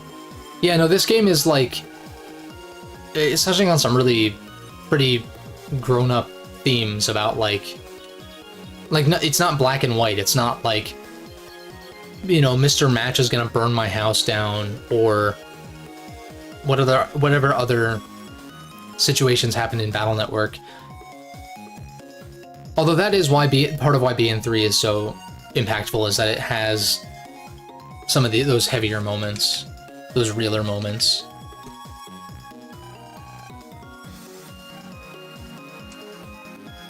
Like basically all of the Plant Man and Flame Man arc.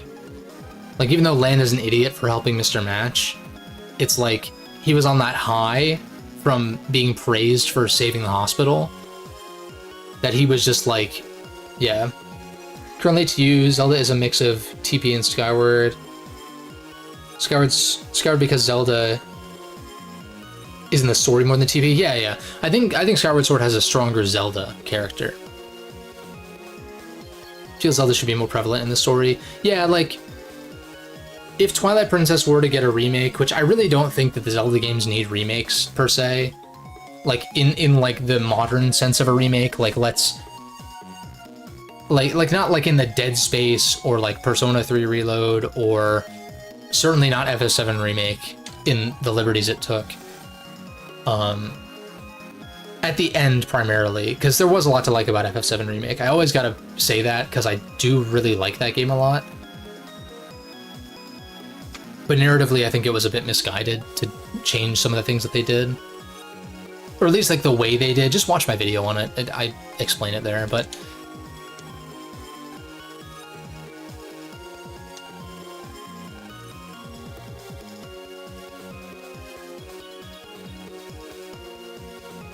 and that's like, when we think about the open world Zeldas, it's like a lot of the things that I like about my favorite Zelda games are missing. A compelling story. I don't think that either Breath of the Wild or Tears of the Kingdom have compelling narratives at all. I don't like, that's the problem with post-apocalyptic games for me in a lot of cases. It's like, don't you want to know what happened? It's like, I would rather be there witnessing it as it happens, you know? Instead of like learning about it after the fact.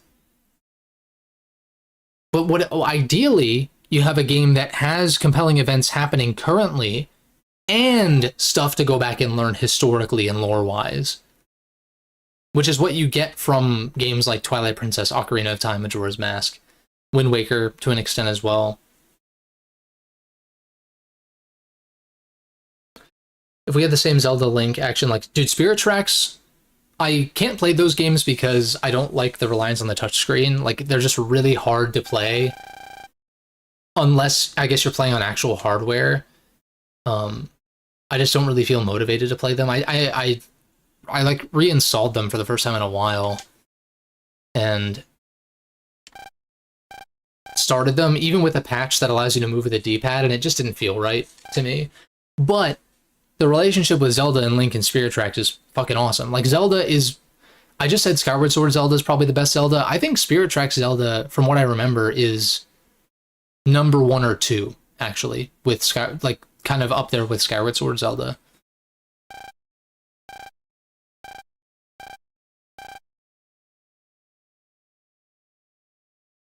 The beginning of Tears of the Kingdom made you think that it was going in that direction. Then things happened to separate them.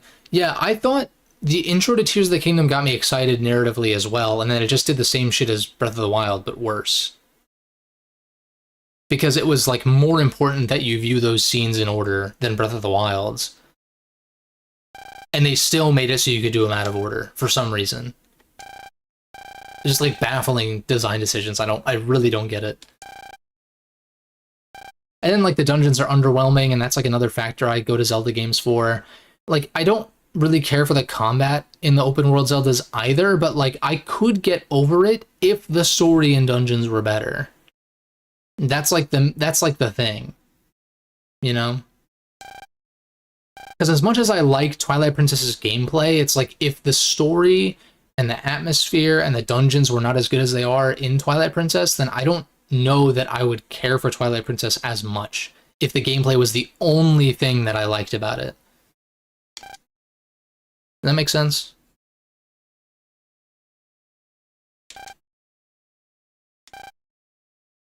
And I liked that Twilight Princess's gameplay and combat was like very swordplay focused. Now, if you do the Cave of Ordeals, there are times where you definitely want to use your other weapons. Ball and Chain actually comes in handy a lot in that dungeon. Cave of Ordeals is actually like pretty tough. Because it's just like, you know, it's a gauntlet. You gotta not be... You have to not be lazy as you're playing through most of it. Because by the time you get to the Dark Nuts, it's like insane. Because you're fighting like 3 Dark Nuts at once, and if you get hit, you just take a shit ton, so...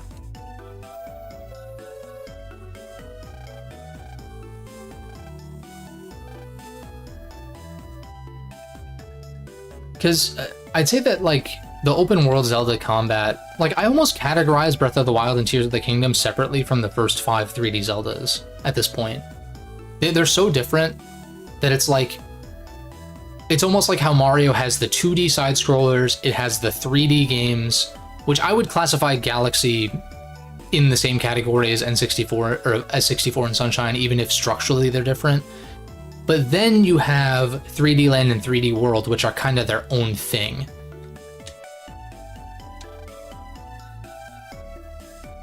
And so I kind of view Breath of the Wild and Tears of the Kingdom in that same vein, although I do understand that that is where the series is going to continue to go. As opposed to 3D Land and 3D World kind of not being the future for Mario. But let alone being like kind of a third pillar in a sense.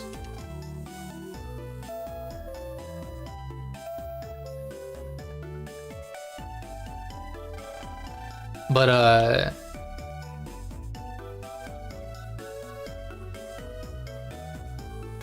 yeah, I think to me, like, the open world Zeldas just fall too much into the open world trappings of most games.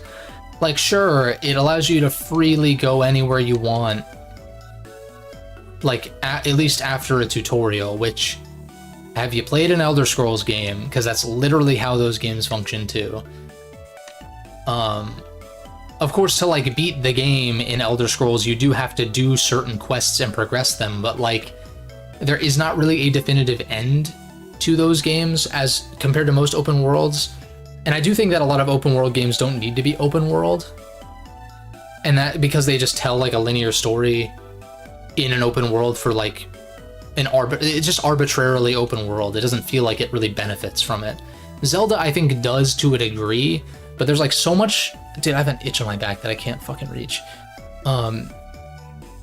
There's like so much copy-pasted shit everywhere. Like, everything you find is a Korok seed or another breakable weapon. Like, that's literally it. Oh, but you can find out environmentally what happened before the calamity. And it's like, but that's not really interesting to me. So, like, obviously it's a me thing, but, like, no shit, because I'm the one giving this opinion. So, like, no, like, duh. It's not a universal, like, objective fact. I don't know, man. When Xenoblade 3 was coming out, everyone thought it was going to be seamless open world. It's not seamless, so is it like you just have zones that load, kind of like the original Xenoblade?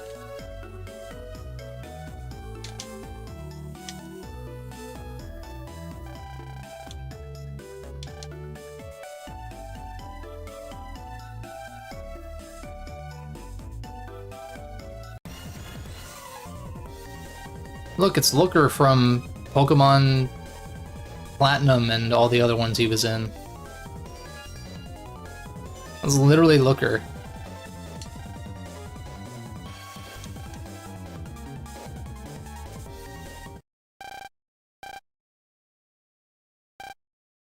The name's Bob Copper.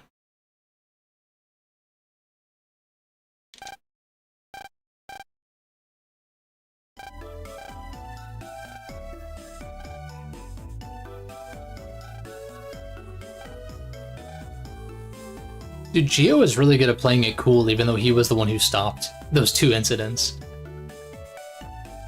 It's like the original except larger zones. I mean, that sounds about right. Surprised it runs as well as it does. That could be said for a lot of Switch games, though. But Xenoblade, from what I've heard and seen, seems like one of the most impressive. Which makes Pokemon Scarlet and Violet even more unforgivable with how they function.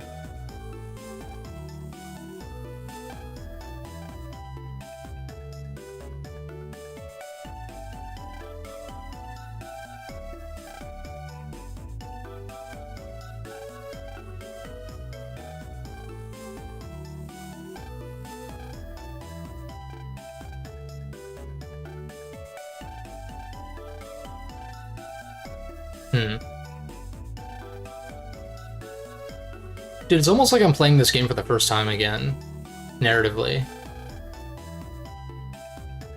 Because I'm already like stroking my beard and being like, what could this lead to?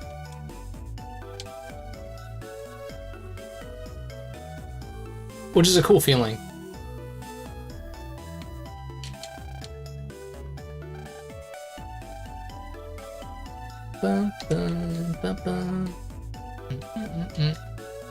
Gotta find Mega. I'm guessing I'll be able to see him with my visor on.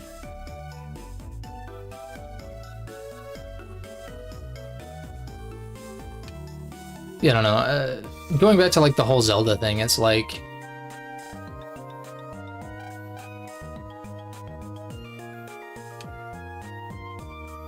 I just can't help but think that they went too grand too quickly, in a sense. But like the thing is, a lot of people seem to really like them, so I'm like, it makes me think like, am I just out of touch? You know what I mean? Like, it's weird because it's one of those things where it's not just like, I almost have this instinct to be like, oh, it must be people who didn't like the older Zeldas and or some combination of that. But it's like, well, there are people who like the older Zeldas and fucking love Breath of the Wild in particular. And I just like I just don't really see it. I don't think they're bad games, but I don't think they're like anywhere close to being 10 out of 10 masterpieces either. To me, a masterpiece needs like a strong narrative. It needs like genuinely strong gameplay, not just from a creativity angle.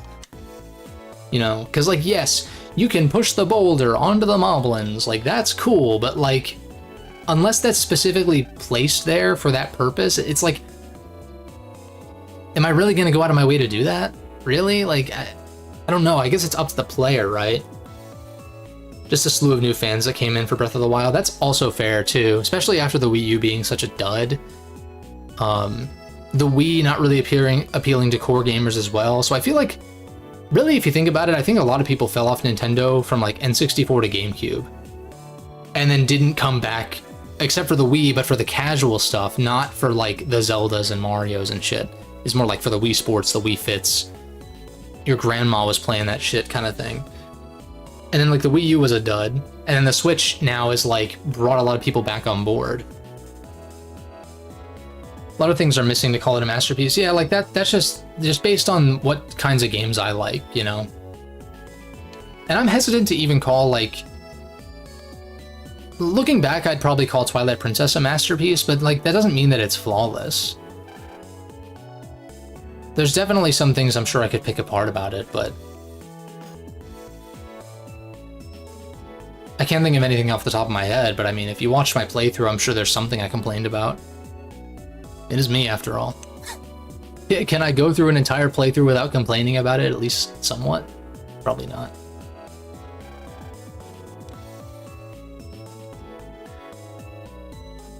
It's Sonya.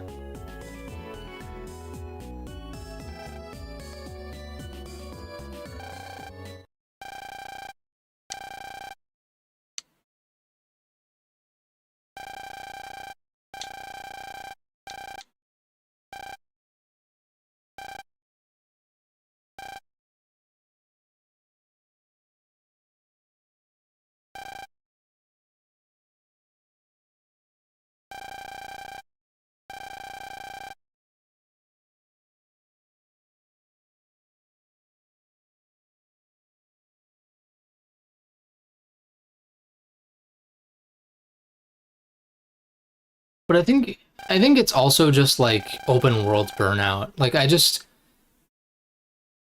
Oh, I know what I was gonna say though. As far as like combat having elements that you don't feel incentivized to use, like land plus male enjoyers, move out of the way, a new ship is coming through. That's funny. But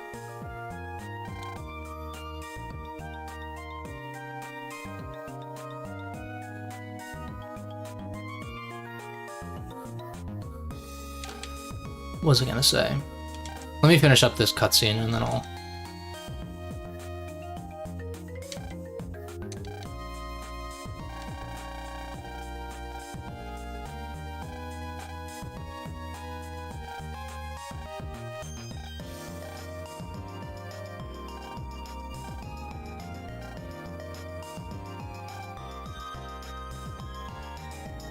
Kid Icarus Uprising is fucking awesome. I haven't played it in a long time. I should probably just get it set up on Citra. You could map it with dual sticks. I feel like pretty easily.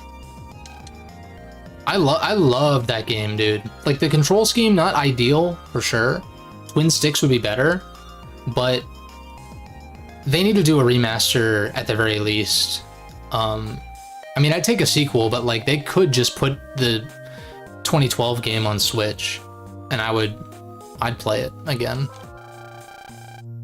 That shit slaps. But like, see, the thing is, like, going back to Breath of the Wild and Tears of the Kingdom's like combat, I don't find it that compelling. More so in Tears of the Kingdom I do, because I think that the tools are more versatile in a sense, but even then I'm not really using the whatever they're called. I'm not really using, like, certainly in Breath of the Wild I wasn't using like Cryonis and Stasis and shit like that much in combat. It just like never really felt natural to use it, TBH.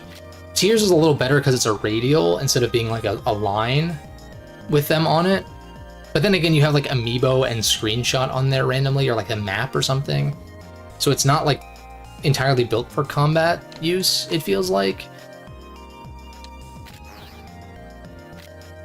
And like, I'm trying to think of other combat systems that have largely unused depth, and I'm like, Batman Arkham to an extent, where you have the quickfire gadgets, and there are only a few of them that I would use. When I most recently went back to the Arkham games, I didn't beat all of them again, but I beat Asylum again for the first time in a few years. And then I played a good deal of City Origins and not so much Night. And it's like, I didn't really really feel compelled to use, or necessary to use, a lot of the quickfire gadgets sometimes, but most of the time you're set with just like countering and punching, which is pretty simple, but I enjoy it. But then you have something like Spider-Man 2018, where I didn't play it on the hardest difficulty, but I played it like, I think, a notch above normal, and I was using like everything constantly. You know, because I felt like it was kind of built in a way that it leveraged you using them, especially because you could replenish them as you did finishers and stuff like that. They would replenish. So it's almost like, okay, if I'm not using them, then I'm wasting that potential replenish, right? It's kind of like in Sea of Stars, which I'm going to praise real quick, where when you do normal attacks, you get MP back. And so you're incentivized to use a spell so that you're not at max MP, so that way you can further leverage like getting that MP back from regular attacks later in that encounter.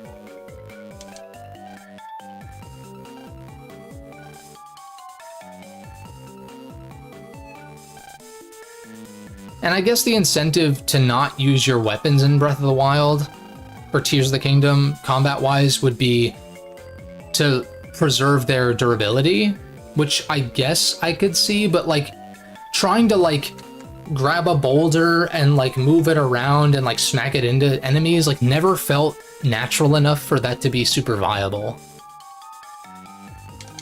Except for those drones during the escort mission at a Death Mountain in Breath of the Wild.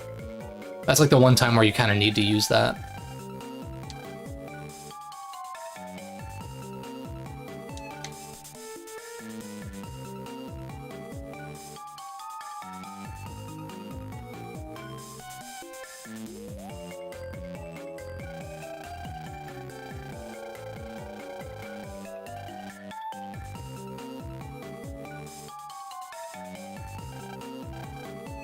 But it's just so interesting because like I played the Link's Awakening remake finally, I think over the summer, and that's probably my favorite Switch game. It's my favorite Zelda game on Switch, which is just like totally funny. And it does. I mean, it probably just misses being in my top 5 Zelda games, but it's ranks pretty highly for me now, which is weird. Because I was never super wild about Link's Awakening on like the original Game Boy.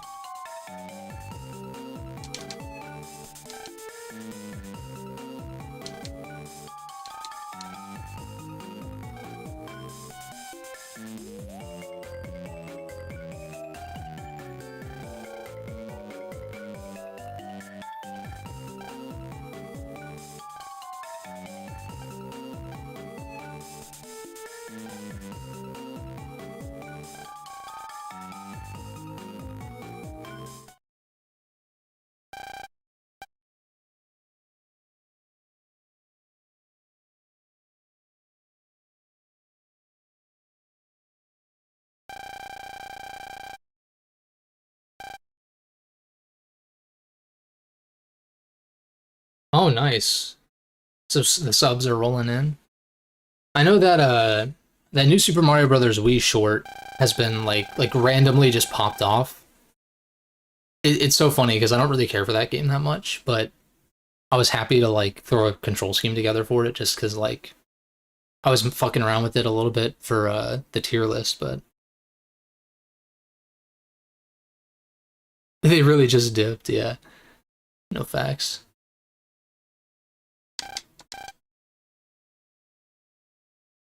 Now, the question is, that antenna's not coming out of his head, right? Like, it's some kind of headset that has the antenna coming up, like, from behind or something.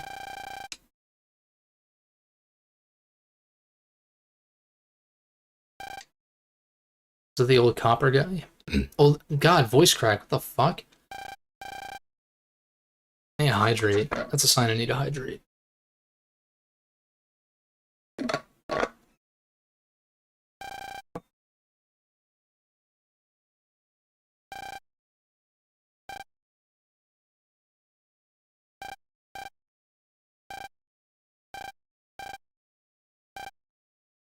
Okay, I need to clear this one side. Oh, well. I didn't expect for the panic theme.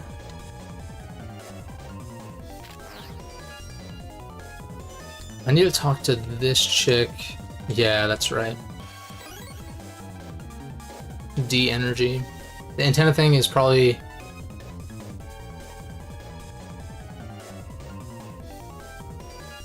in the SF3 booklet that came with the game. Interesting. Should be a headset.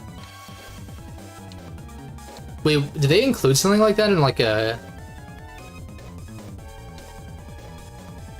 in like, what's it called? In like a special edition or something?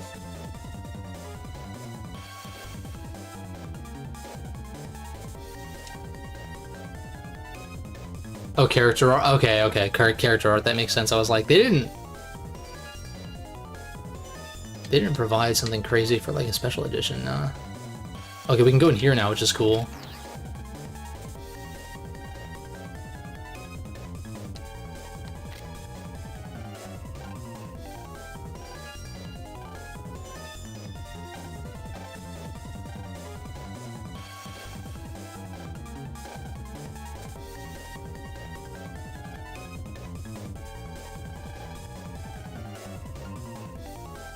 Like special full body art. That's so cool though, owning like the original copy of your game and whatnot.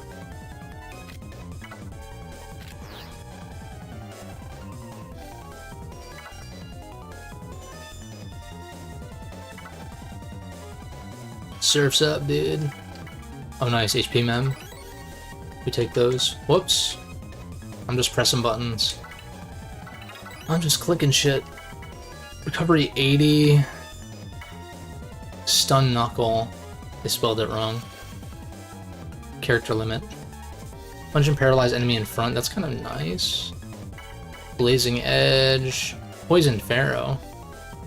When you got Red Joker at a second-hand game store, actually came with a box and booklet. That's nice.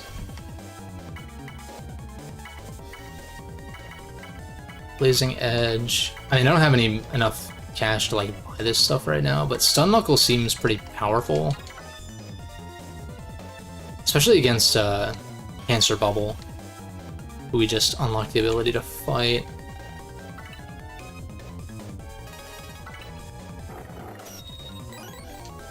Wow, Paralyzed Plus, amazing. Jet Attack 2, that's pretty good. I'll save some of these just in case I get there like a star card or whatever.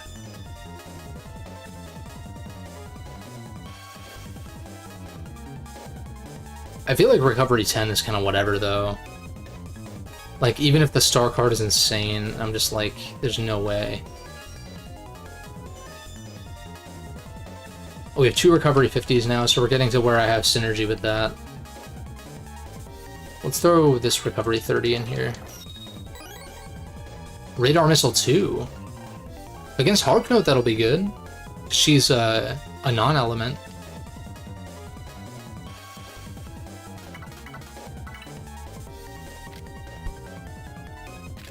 Alright, so I've got a number of side quests that I can pick up here.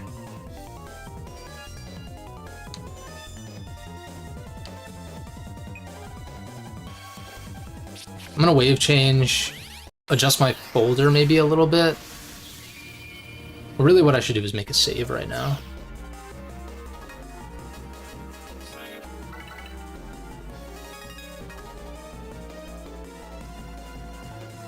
What does that level indicate though? That reminds me of BN1 where it's like, the level is arbitrary. It's really just how much damage can you do. I'm sure I went in here, didn't I? Oh yeah, because this is... I must have gone in here.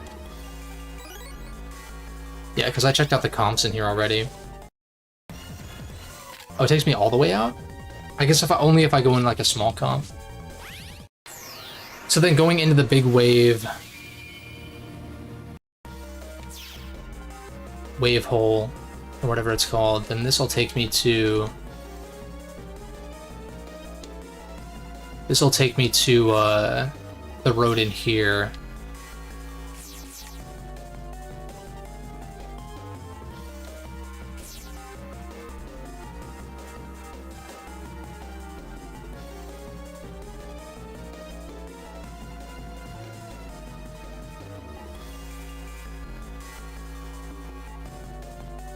Sorry. With Scenarios 3, you said it's pretty long. Sonya's arc is pretty dense. Because it serves both Geo and Sonya. We'll probably not finish it up tonight. Gonna suggest that I could do some supercuts. Yeah, I mean I've thought about it before. It's just like it's a lot to comb through. So I've just been kind of hesitant because, alright, I'm assuming, wait, he always stands one space in front. I have thought about doing some stuff like that, and there's like, there's ways to do that with AI as well, which I wouldn't be opposed to. Oh, this puts me back here. Weird. Dude, how'd you get back here, dude? Is there anything back here of note?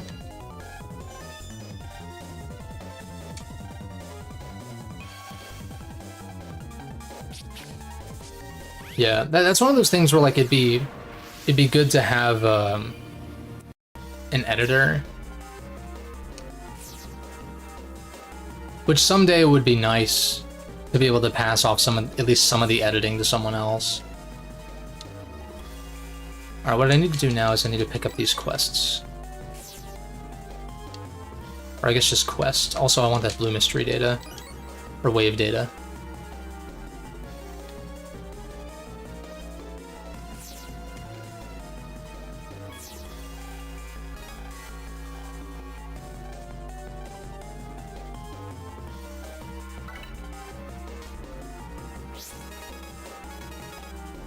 No. Wait, how do I...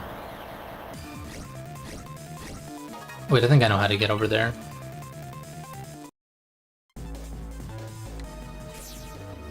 I just need to take this north road, yeah. It's this way. I definitely keep holding B every single time I'm moving around, though.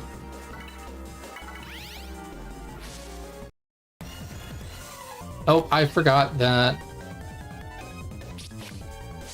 this was my last entry point.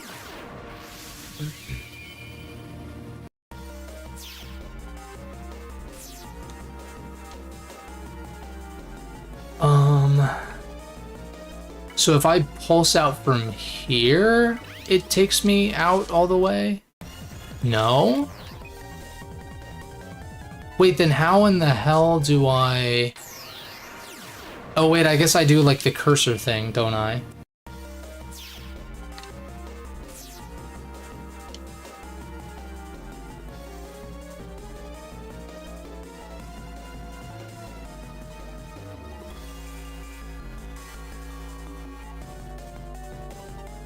Wait, but like seriously, how do I...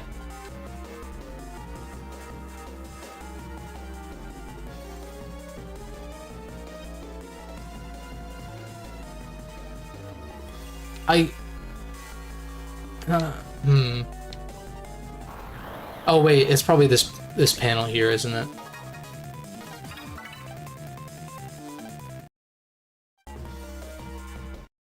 Okay, I was like, what the fuck? I was like, there had to be some way to get out of there. Our song.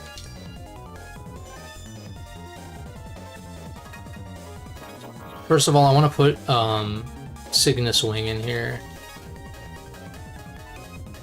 Raider Missile 2. If enemy HP 10 digits, 10's digit is even. Okay. So I guess Raider... Okay, they do different things then. As long as I don't use my like regular buster, then this'll trigger. Plus 80? Oh my god. I'm gonna get rid of my wide swords for that then. Whoops. Oh right, I have a star card limit. Plus 80 is heinous. I feel like Ground Wave is kind of falling off a little bit. The chaining Ground Waves is nice, and the para is nice, but I have plasma guns for that, for para. And these attacks come out quicker than Ground Wave. Although I guess wide whatever that is technically worse, because I have not really much synergy there. It's Cygnus Wing.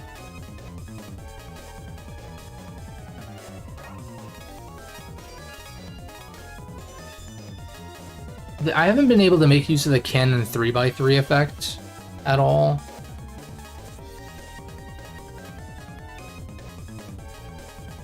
I still think I could cut I kind of want to cut these for recovery 50s now, if I'm going to run any recovery. But now I'm thinking, like, maybe I do cut ground wave. Throw these in here instead. Throw in an additional plasma gun. I can't do that.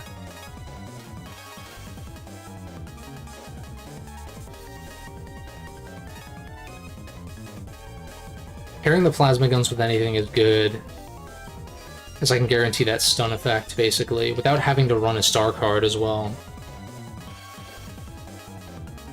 Para Plus.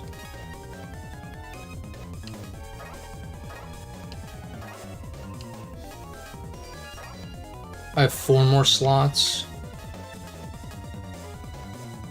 Thinking Radar Missile 2 is actually pretty good, because every enemy's default health is a multiple of 10. Right? Like, I can't think of an instance where it's like, maybe there are some enemies that have like 85 health or something, but it's usually a multiple of 10. So I feel like that's actually pretty good. And then what else? Jet attack might actually be kind of nasty. 150 is kind of crazy. Power bomb 40 attack. Power up times 2 attack.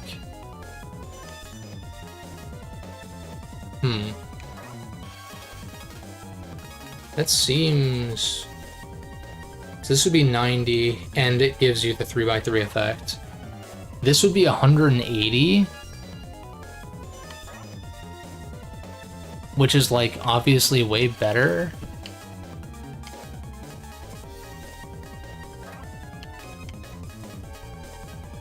Time bomb sets bomb 2 panels ahead, 3-second timer. I feel like that's not very good in this game. Because you only have the 1 row, enemies have so many more, like, long attacks that I think obstacle-based chips are just not probably as good. Quake Song. Call all enemies to you.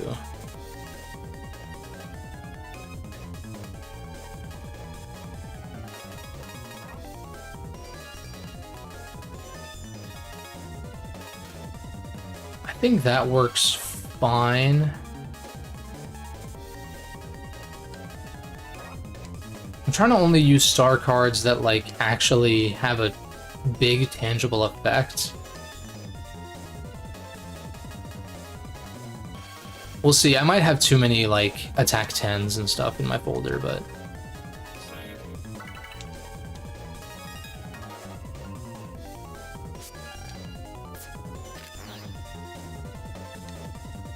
Alright, I want to accept more quests as well.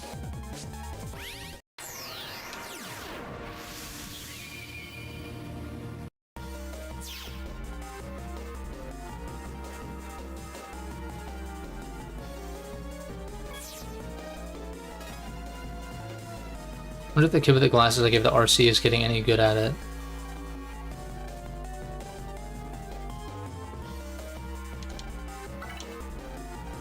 Interesting. I completely forgot about the RC helicopter, which I guess is the kind of the point. And I'm like tempted. I'm like, I could, let's take advantage of the new folder and test it out, but like, like these enemies are so whatever. I could literally just throw anything in a folder and it would work fine. Now this though, how does this one work? Around the field edge. So if I just spam A, yeah.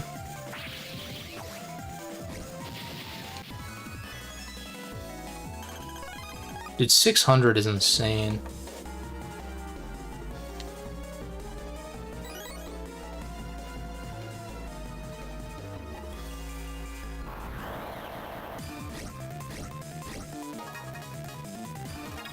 I guess technically I should look for people who have side quests before entering the net.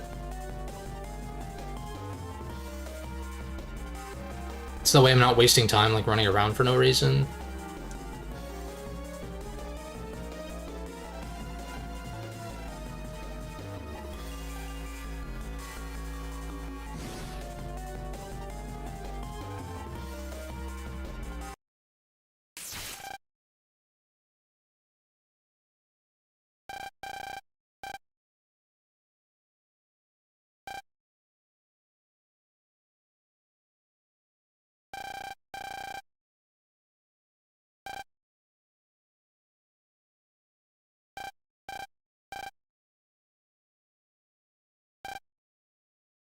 Here to knock this guy out. He hates using force, and this is the successor to what would be the classic series of this timeline. Does it remind you of a particular Maverick Hunter?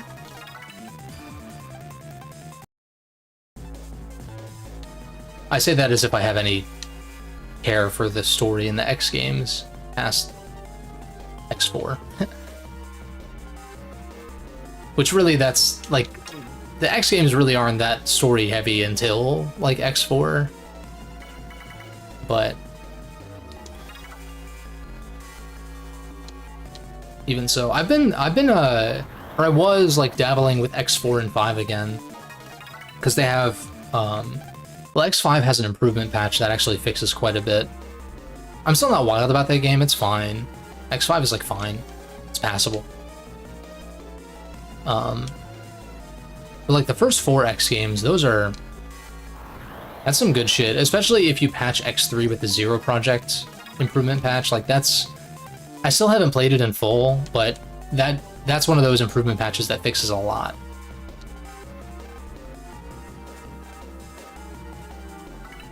Alright, so we need to pulse out, but I want to see if there's any side quests for me to pick up. Not you, not you.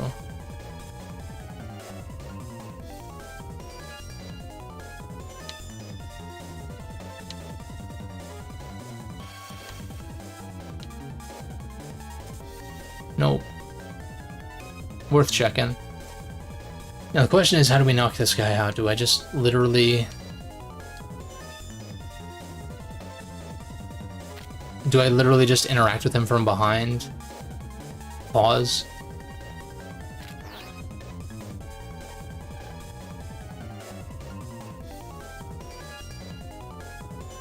Oh wait, we need to talk to this guy, might as well.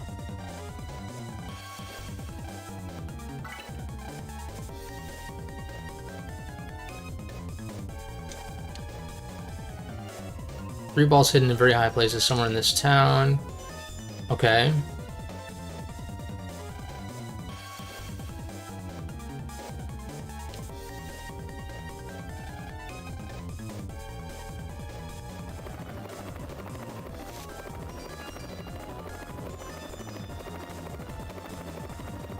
Like, where else could they really be?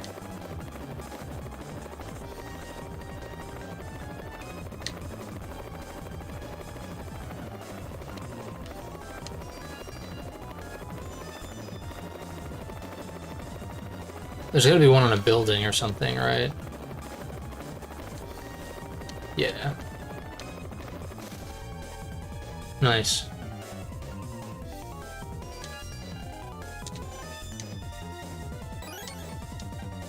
I'm guessing that's another lotto code or some equivalent.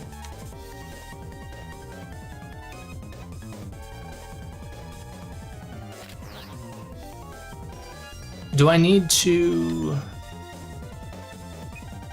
Let me see, does he put the shield up if I wave change? But does that automatically get put up?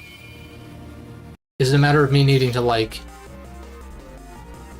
warp into his transer while he's facing the other way? Is that how that works? Because I'm guessing if I stand over here, does he activate it again? Oh no, wait. Do we, like, cause this to short circuit or something?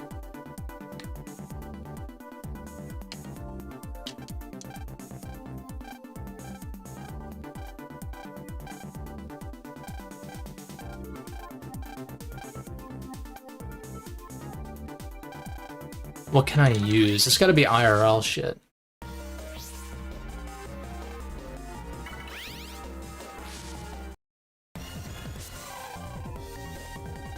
Find something to hit him with.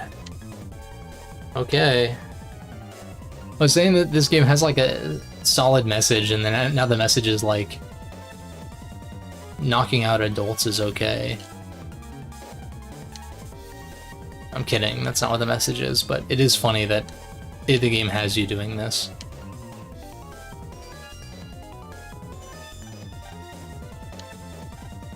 The Wii remote, maybe?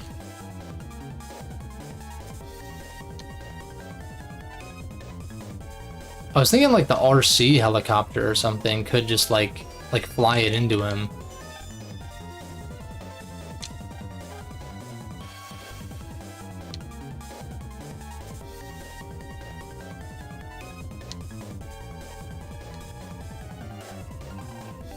Wait, can I just use the helicopter at all? Propeller card. I guess it's like for scripted shit.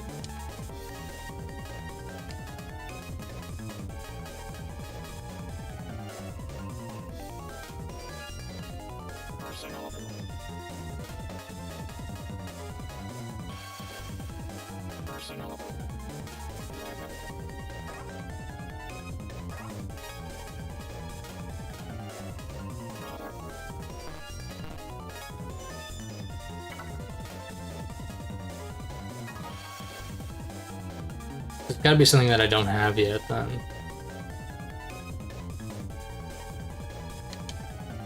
Can I borrow this guy's cane? No.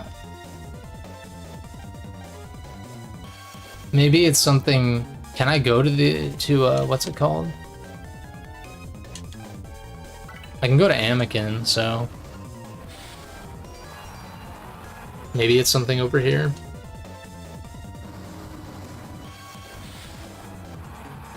Wait, there's blue mystery data. Or wave data.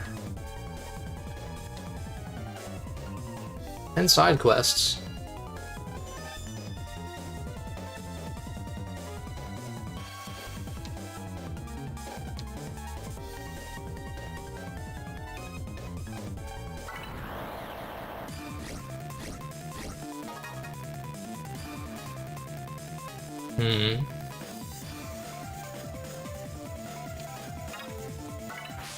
I mean, this seems pretty good to me with the grass panels.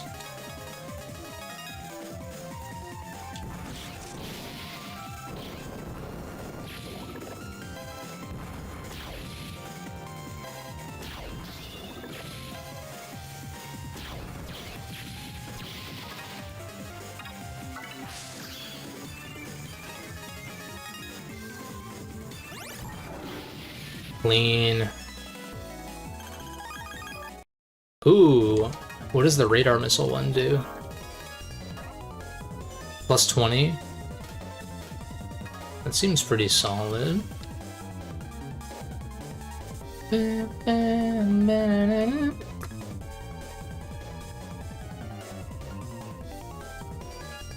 I'll go inside in a second. I wanna accept these side quests and get the mystery datas. I keep calling them mystery datas, but you know what I mean. Same shit.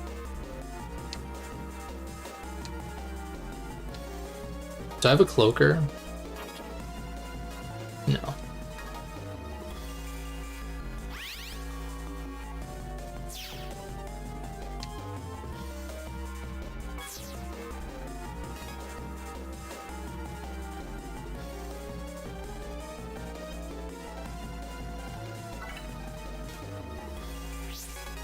I like that the side quests also give you a little check mark next to the email when you've done them. It's really helpful. Oh, don't mind if I do. I need to remember to like go back to these guys later though. I guess I can just look at a guide, like where all the shops are located, and run through them later in the game. In case there's any that I missed.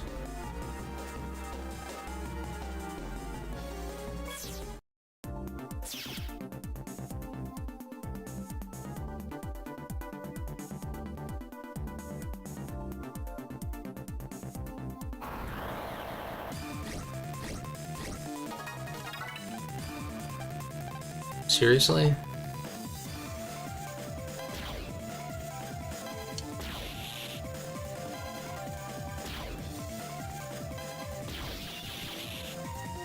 Whoops. Yo, can I move?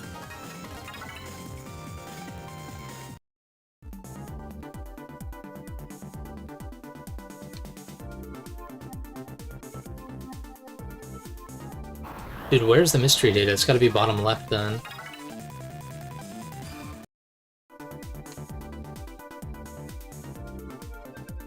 Or bottom... Yeah, bottom left. 200 Zenny, wow.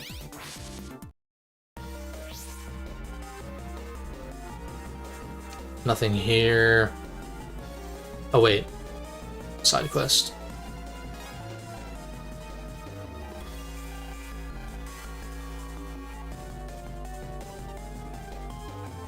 Humans change their words depending on what part of the planet they're from. It's funny.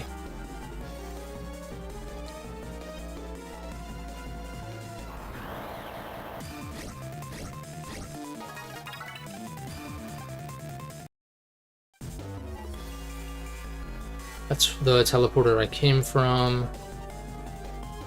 Oh, wait, I didn't go into this satellite thingy.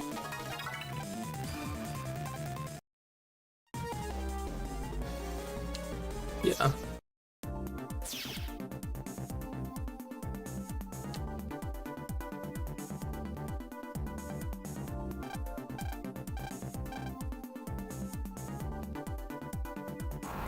Dude, I just can't help but think of those Mr. Progs as Chow from the Sonic Adventure games. Especially since I've been playing the SA1 again.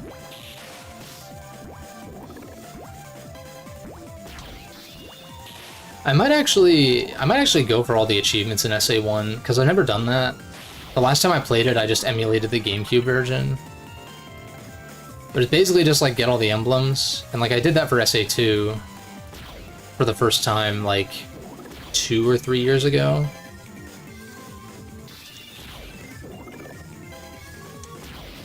So I'm thinking like, I could do it for SA1, I guess. A little tedious, I guess. Then again, for SA2 it's also tedious. I've been chipping away at doing that for SA2 a second time, and it's just like, I've already knocked out pretty much all the fun ones. And the thing is, the thing that holds me back from wanting to 100% SA2 more often is the Chow ones. Because, like, you have to do the Chow races, like, sometimes 5 times each with a very little variation, and you're just, like, watching them the whole time. It's very boring. But you also have to pay attention because there are times where you need to press A. And so it's like, Like, I love the Chow Garden as far as how deep the systems are for evolving your Chow and shit, but, like, what you actually do with them is so not it.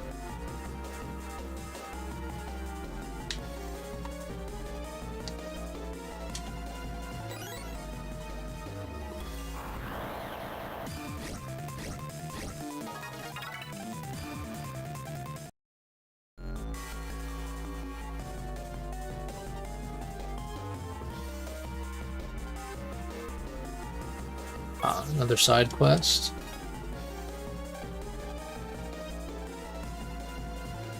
Some kind of dialect that was popular about 200 years ago.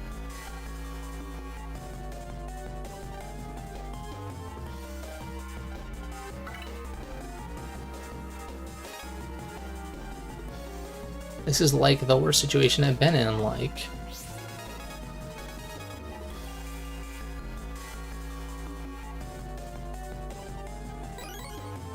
Jet attack 1. Also, Cancer Bubble's supposed to be around here somewhere. Why does that feel like there should be a comp? Oh, there is. That's why. Huh? Maybe from here? Okay, that's weird. That's further, but okay.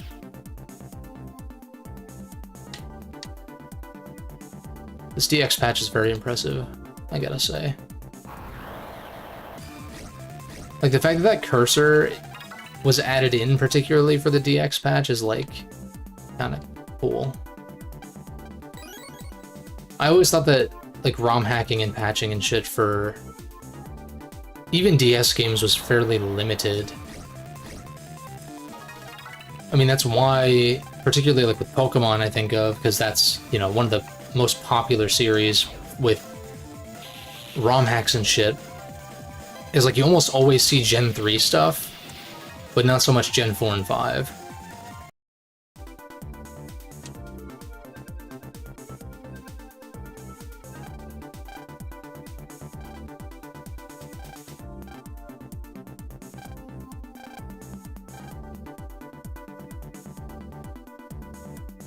Wait, is there no mystery data, or I already picked it up?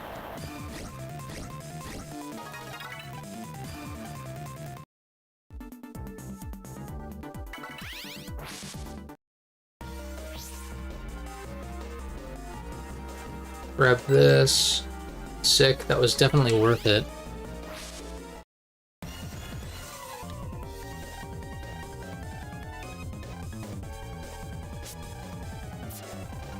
When I try to send mail, it doesn't seem to get to the recipient.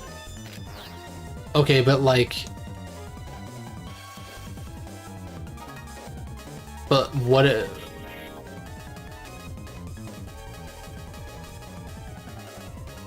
me just make sure I've read everything so far.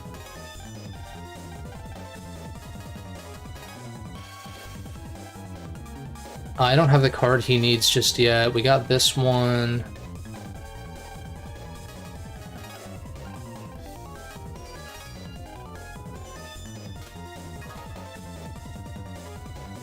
Maybe I have to go back on the wave road and there's like a virus stopping her mail from going through.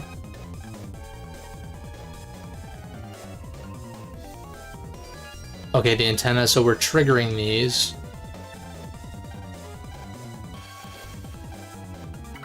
Oh, whoops.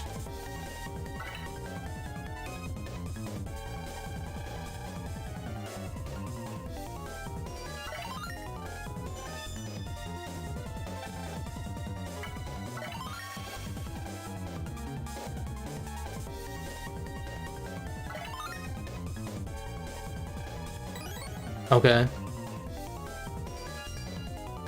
So I need to check out the antenna and debatably... I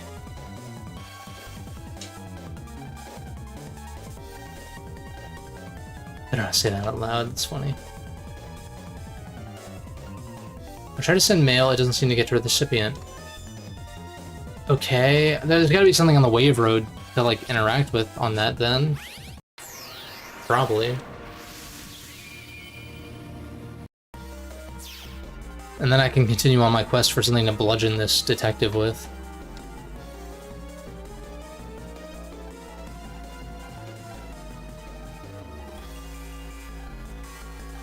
Ah, okay.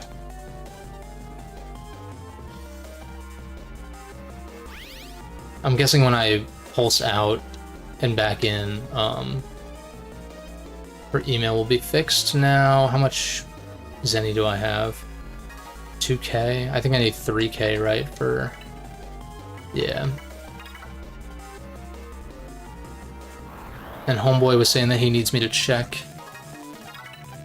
the satellite on the roof, which is all the way over here.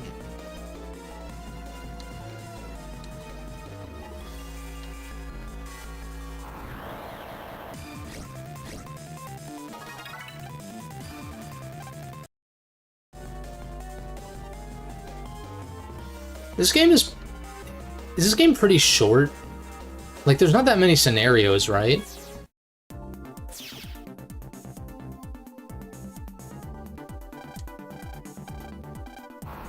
Because I was looking at the bosses and there's only like 5 or 6 scenarios or something like that, right? Like Harp Note, and then it's Libra, and then what, Gemini, and maybe like one more, and then the final scenario.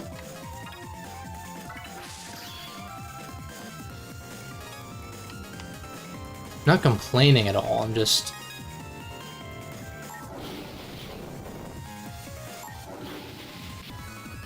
I'm just curious. I think it's actually better if this game is a little bit shorter.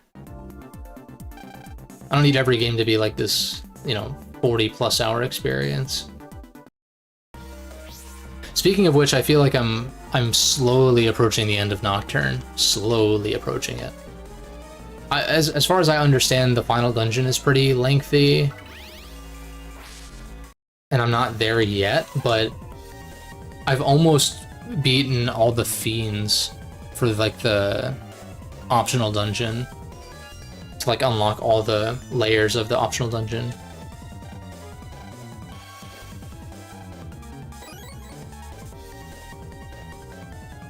That means we're one step closer to me talking about Nocturne in a video again.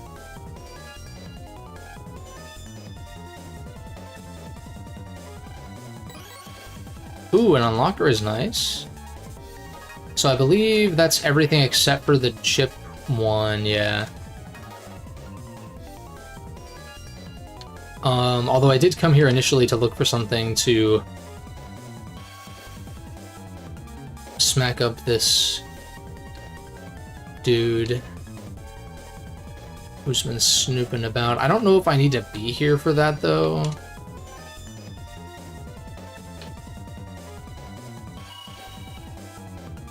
But I might as well check here since it's the furthest out of my way. A wrench, maybe?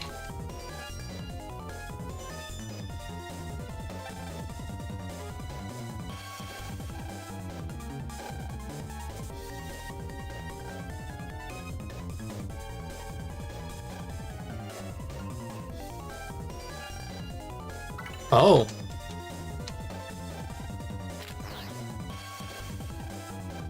Wait, have I gone into these comps? Definitely not the screen, but I'm just thinking about...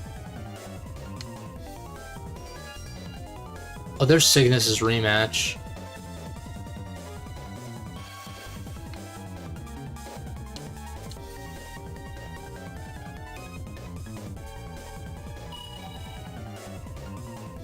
Another quest. There's Cancer Bubble.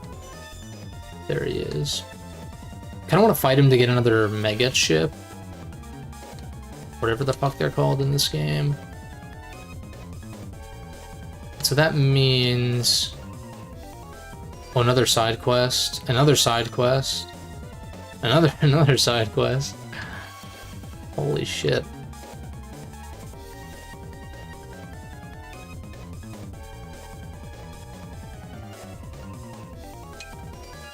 Even if I don't progress the story much further, it'd be nice to at least knock as many of these out as possible. If they didn't notify me, like... If there wasn't like an exclamation point or anything, I probably would just ignore them and not bother. Okay, wait, that's just gonna pulse me out, though. Which I will need to do to talk to that guy, but I need to go into his transer first. To see what's up.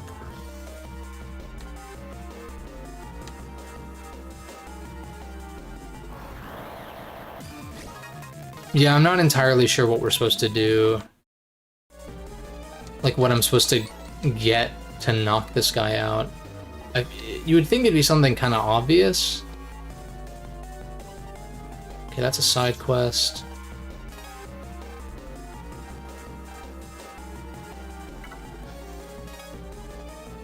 I have a problem with the black hole generator. Do I need to talk to him first? I would assume so.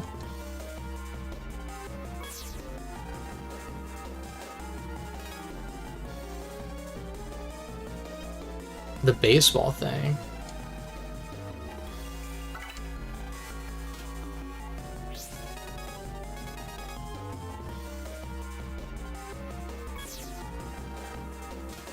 Oops.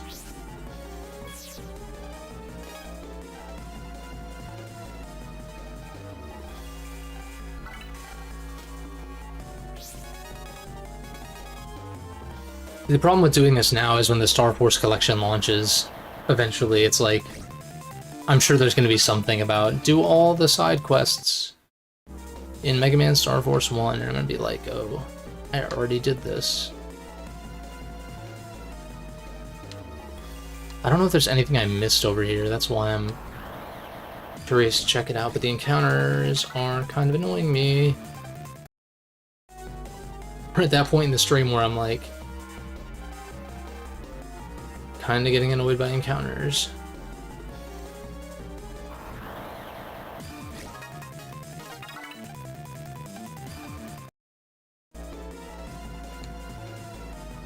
Oh, oh, wait a second. Yeah, the baseball thing up at the viewpoint.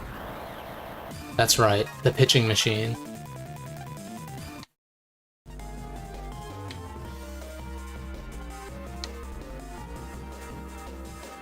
I just want to check if there's anything over here. Just a green.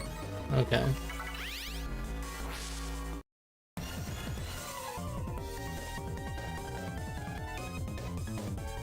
Gotta go in the black hole machine.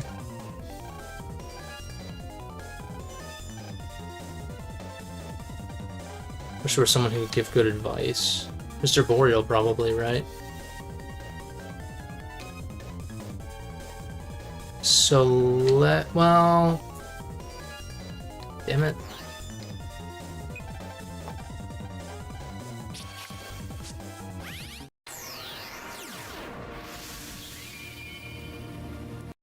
I'm like, I should talk to this dude.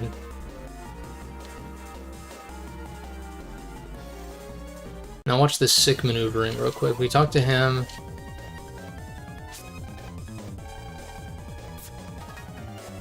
What was the deal with this guy?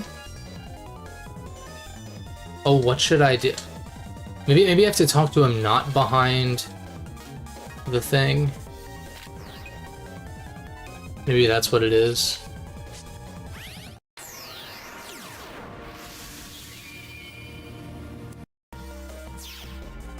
Now, the smart thing to do here is to step on the panel, even though I didn't need to do this. So that way when I press R and wave change out again, it just puts me back here instead of behind the counter again. That's like kind of annoying, I gotta say.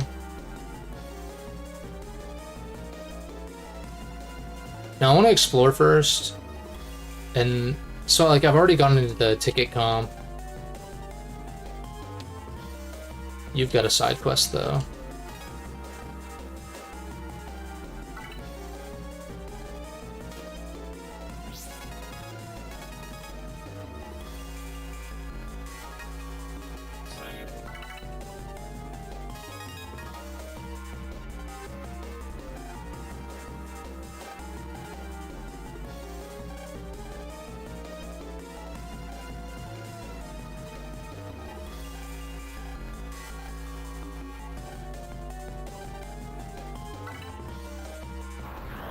Cool.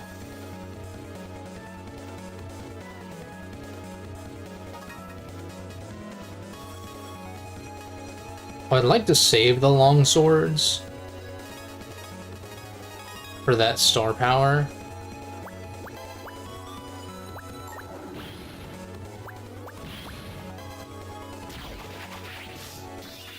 Oh, I see. Okay.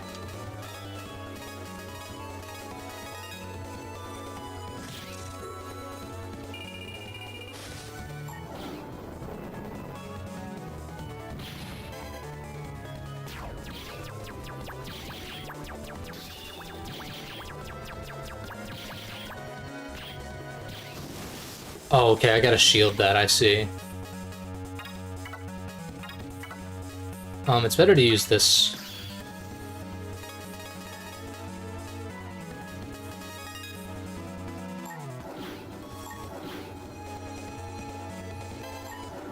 You bitch.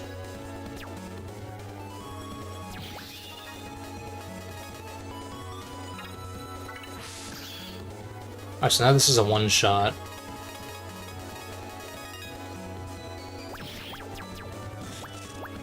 It's unfortunate.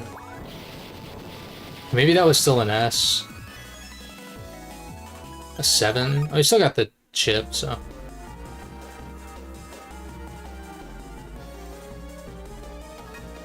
Cool. From nearest enemy, 3x2 tidal wave. Cool. Little dive man action. What do I cut? Radar missile 2, maybe?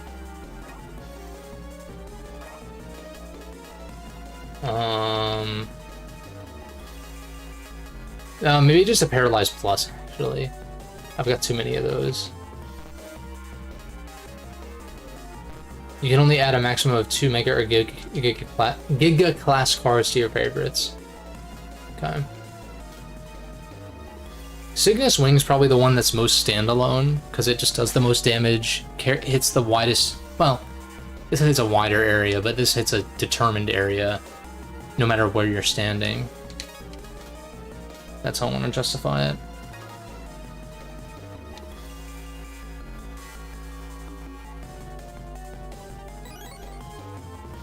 What I want to do is I want to go to Boreal's lab, if I can, on the EM road.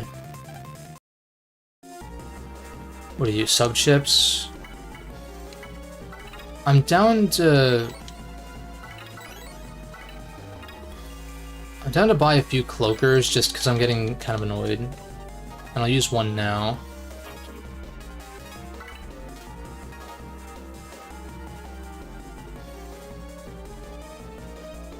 I'm pretty sure I already explored over here, right? Yeah, because I picked up this guy's quest earlier.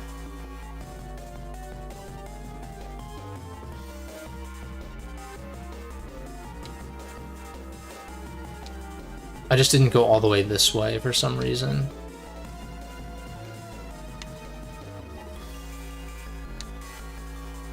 Nothing over here. I think I'm gonna...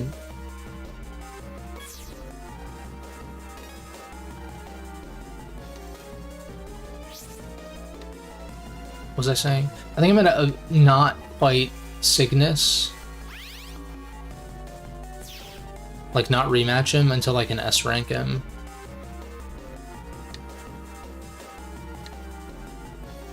There's a couple of comps in here that I need to check out.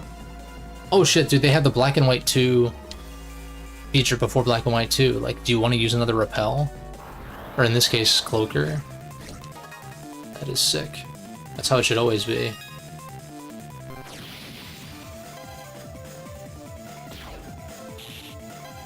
What was wrong with the... Oh, the tens digit. Wait, I'm actually stupid. The tens digit needs to be even.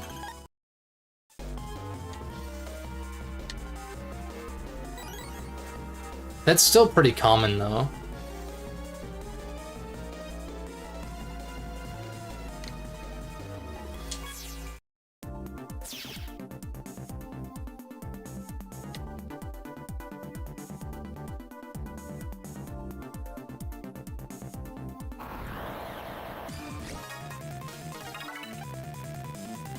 I mean, Cancer Bubble just knocks that one out, but...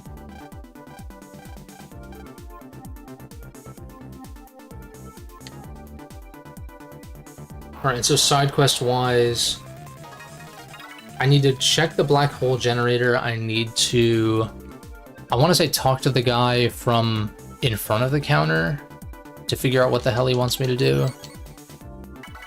And I think talk to Mr. Boreal...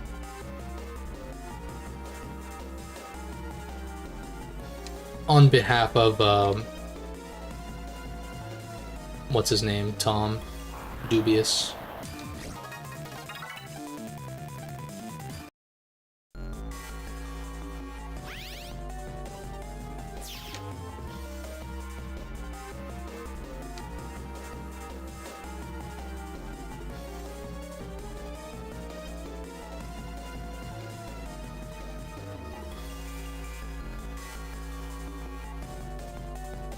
Okay, is there any mystery data over here? No.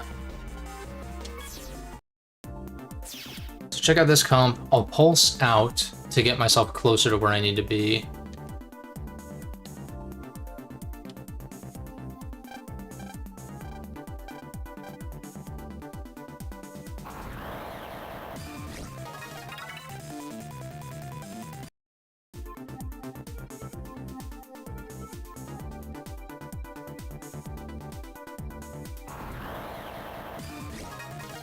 I'm thinking what I'll do is I'll wrap up these few side quests that I can knock out.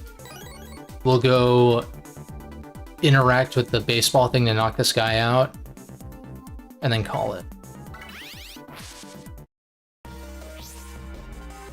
Okay, so pulse out.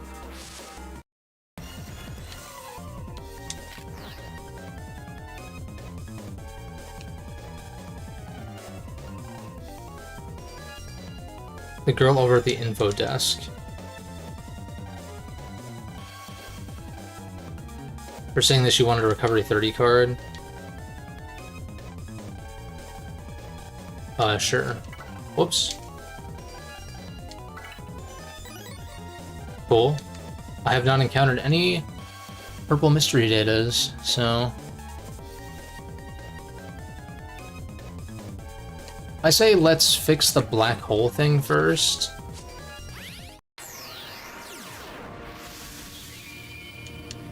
Since it is unclear who I need to talk to for the dubious quest.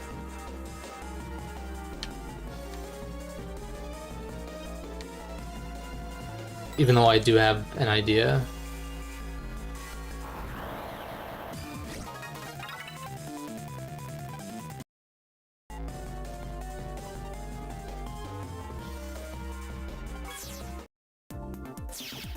So there's gonna be viruses. Probably up here.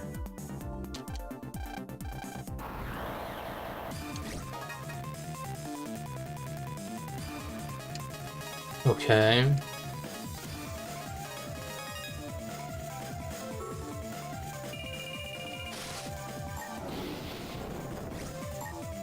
Whoops.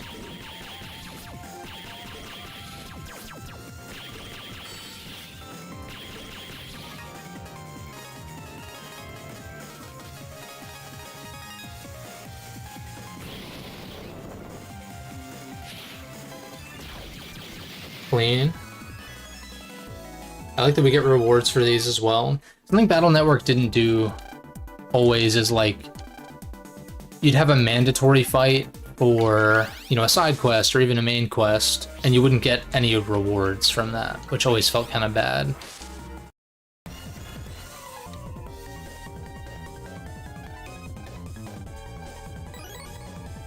Beatball 3.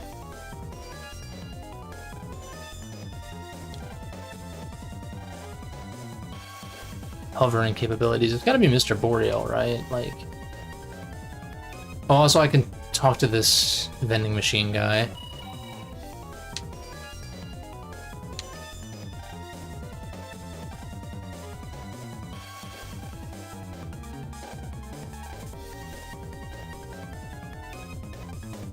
It's not from the vending machine. So I'm assuming that it's the vending machine in Big Bang Coffee, Black Hole Cola, Zero G Punch. It's got to be something from Echo Ridge.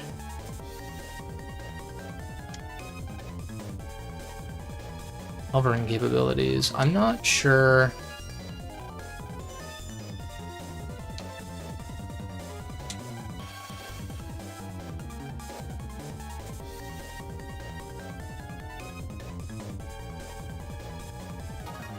Is that the only side quest I have?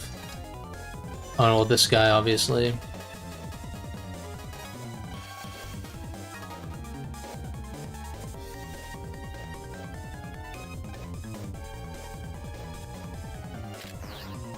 Maybe I should keep an eye out for these guys.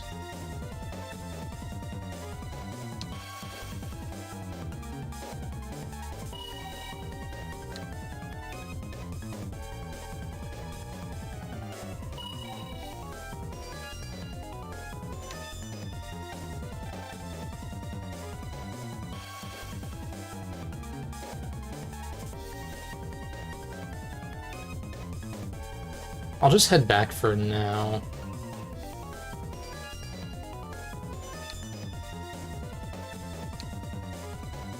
Or at the very least get this drink for this dude.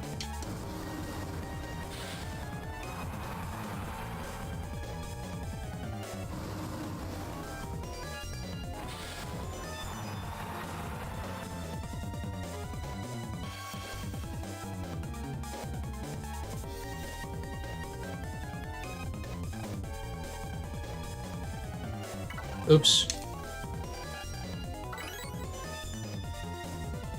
Oh, wait a second.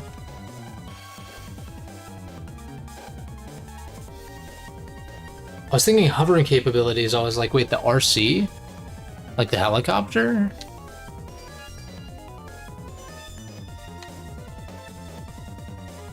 I'm just gonna Google this shit real quick.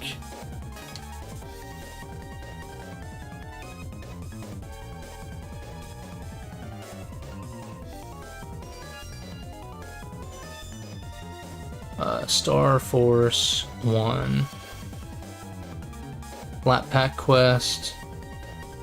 Press select. Wait, that's how that works?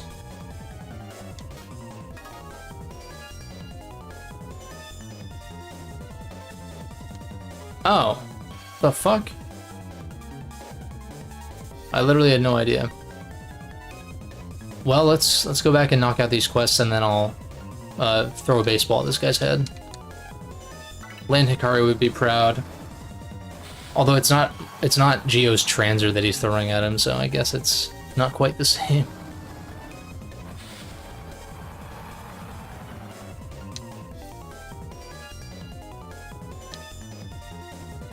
Dude, Geo looks like such a dork with the like with the visor on, just running around. It's funny. I mean, it's a cool look. It's just like you think about someone in real life just has like this. I mean, like, I guess it's a look.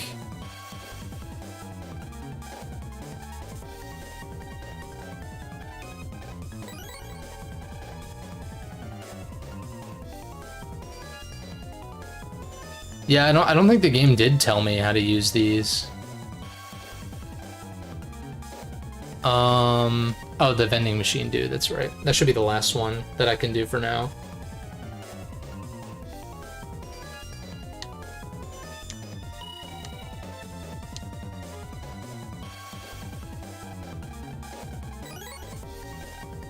Cool.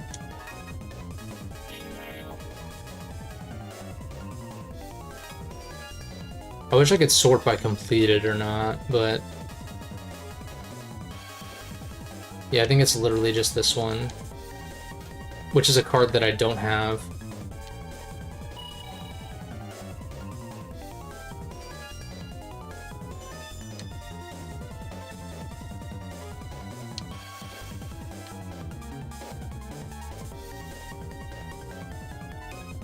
Maybe... do I have enough chips or cards to do the card trader a couple more times?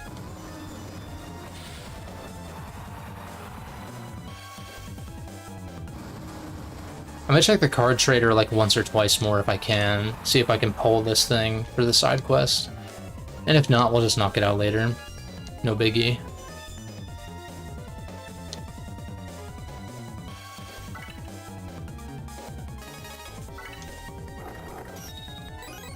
Ice Meteor, lame. Tailburner, also lame.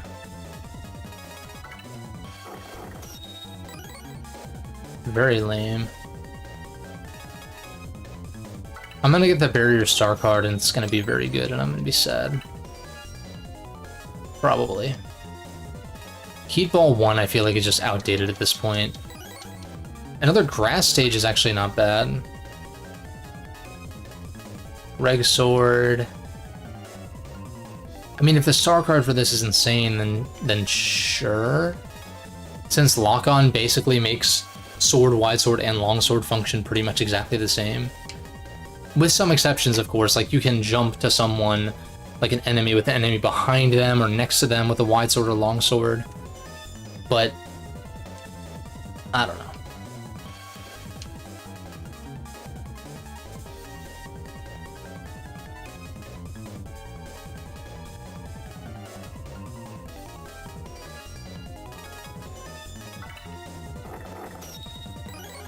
Ghost Pulse 2.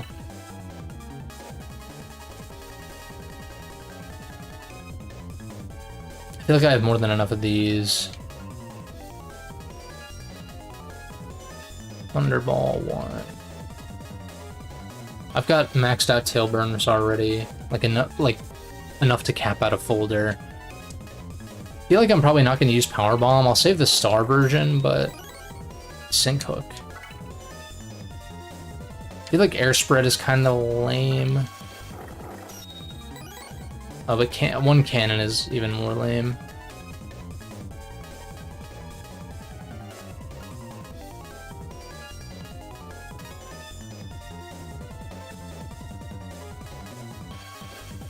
If I could do this once more, that would be nice. Time Bomb, maybe?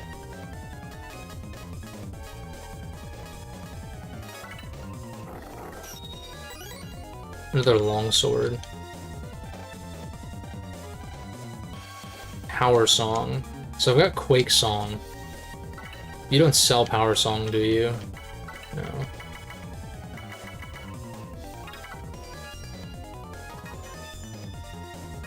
I could buy another HP mem from the guy at Amiken, but I think I'm good. Let's knock this dude out and let's knock this stream out. Am I right? Time flies playing this though. I'd be able to beam the old man with the ball from the shadows with this pitching machine. Jeez, Geo. Can you be like a mentally sound human being, please?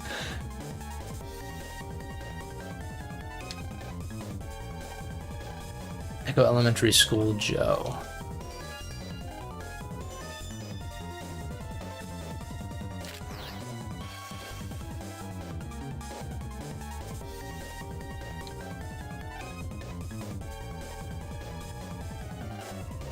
School, huh?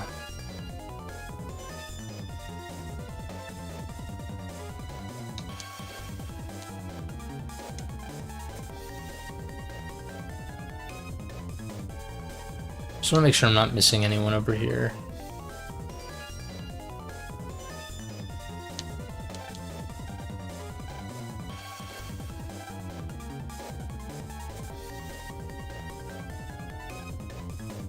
Alright, I guess we have to look at his transer, probably.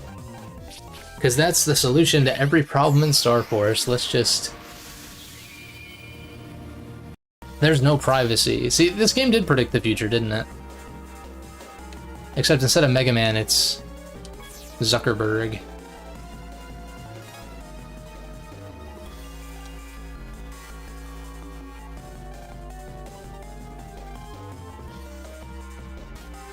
Under the bench.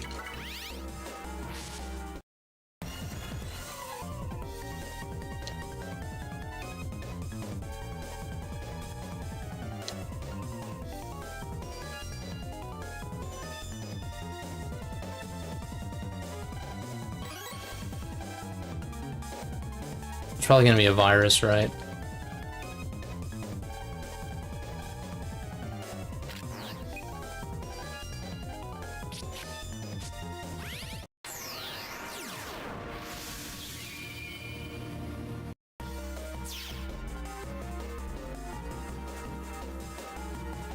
Yeah, we'll just knock this out real quick. Literally.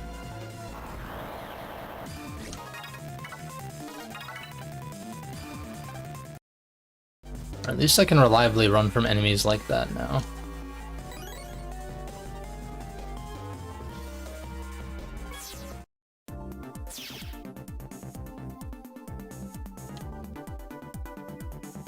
Check for mystery data. I'm not going to talk to that frog right now.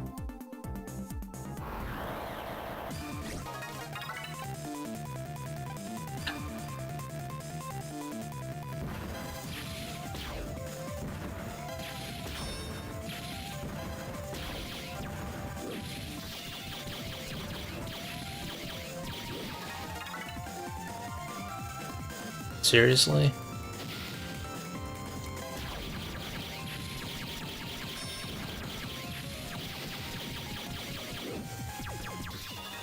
Alright, I might as well take care of this guy anyway. Wow.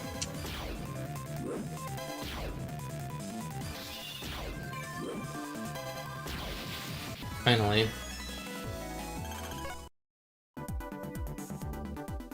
No mystery data here. Other corners. God damn it.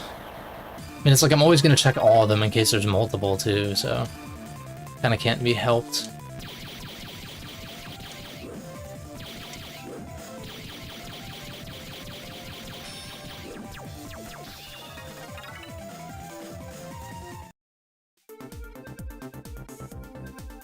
Nice, there it is. Okay, solid.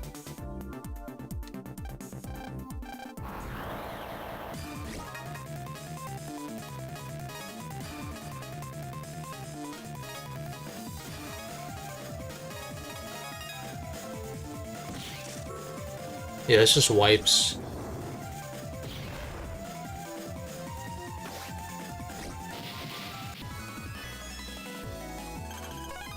Sick.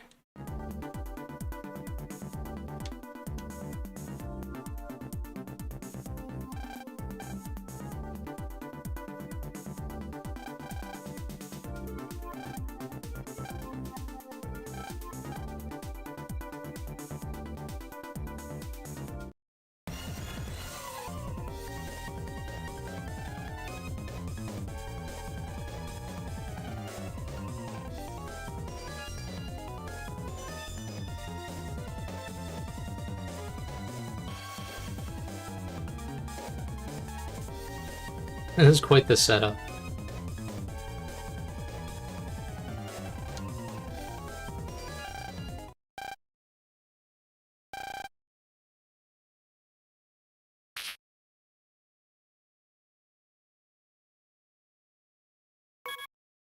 Oh, just press A, okay.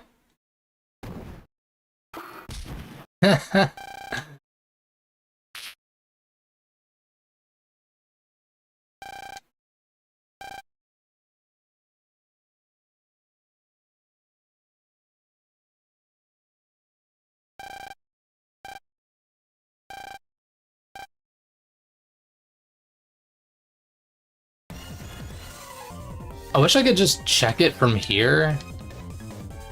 Like, I get why I can't, but it's also like, why do I have to go on the wave road in order to check this thing that I should, in theory, be able to check without fusing, probably?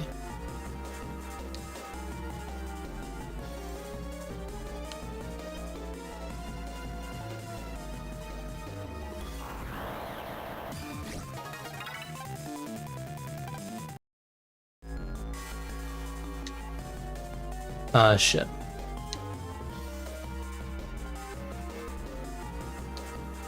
Of course, I'm gonna grab this green mystery data real quick.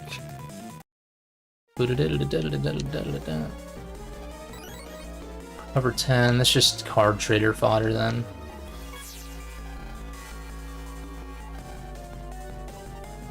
Totally eradicating Z-wave radiation. Z-waves are EM radiation given off by extraterrestrial beings whose bodies are composed of waves in the RF spectrum. Locations where incidents have occurred thought to be related to Z-waves.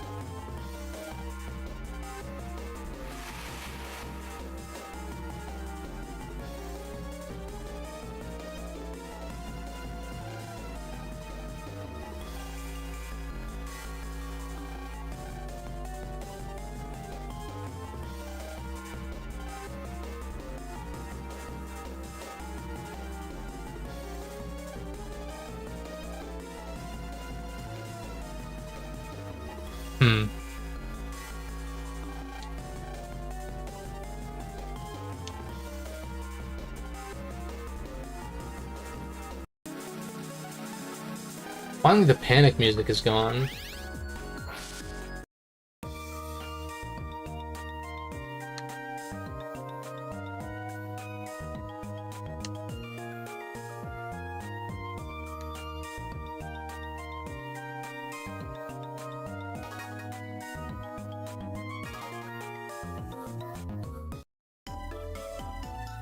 Cool. And so this is a perfect stopping point. Like, actually. Next time we'll finish up harp notes stuff and just kind of see where we go from there.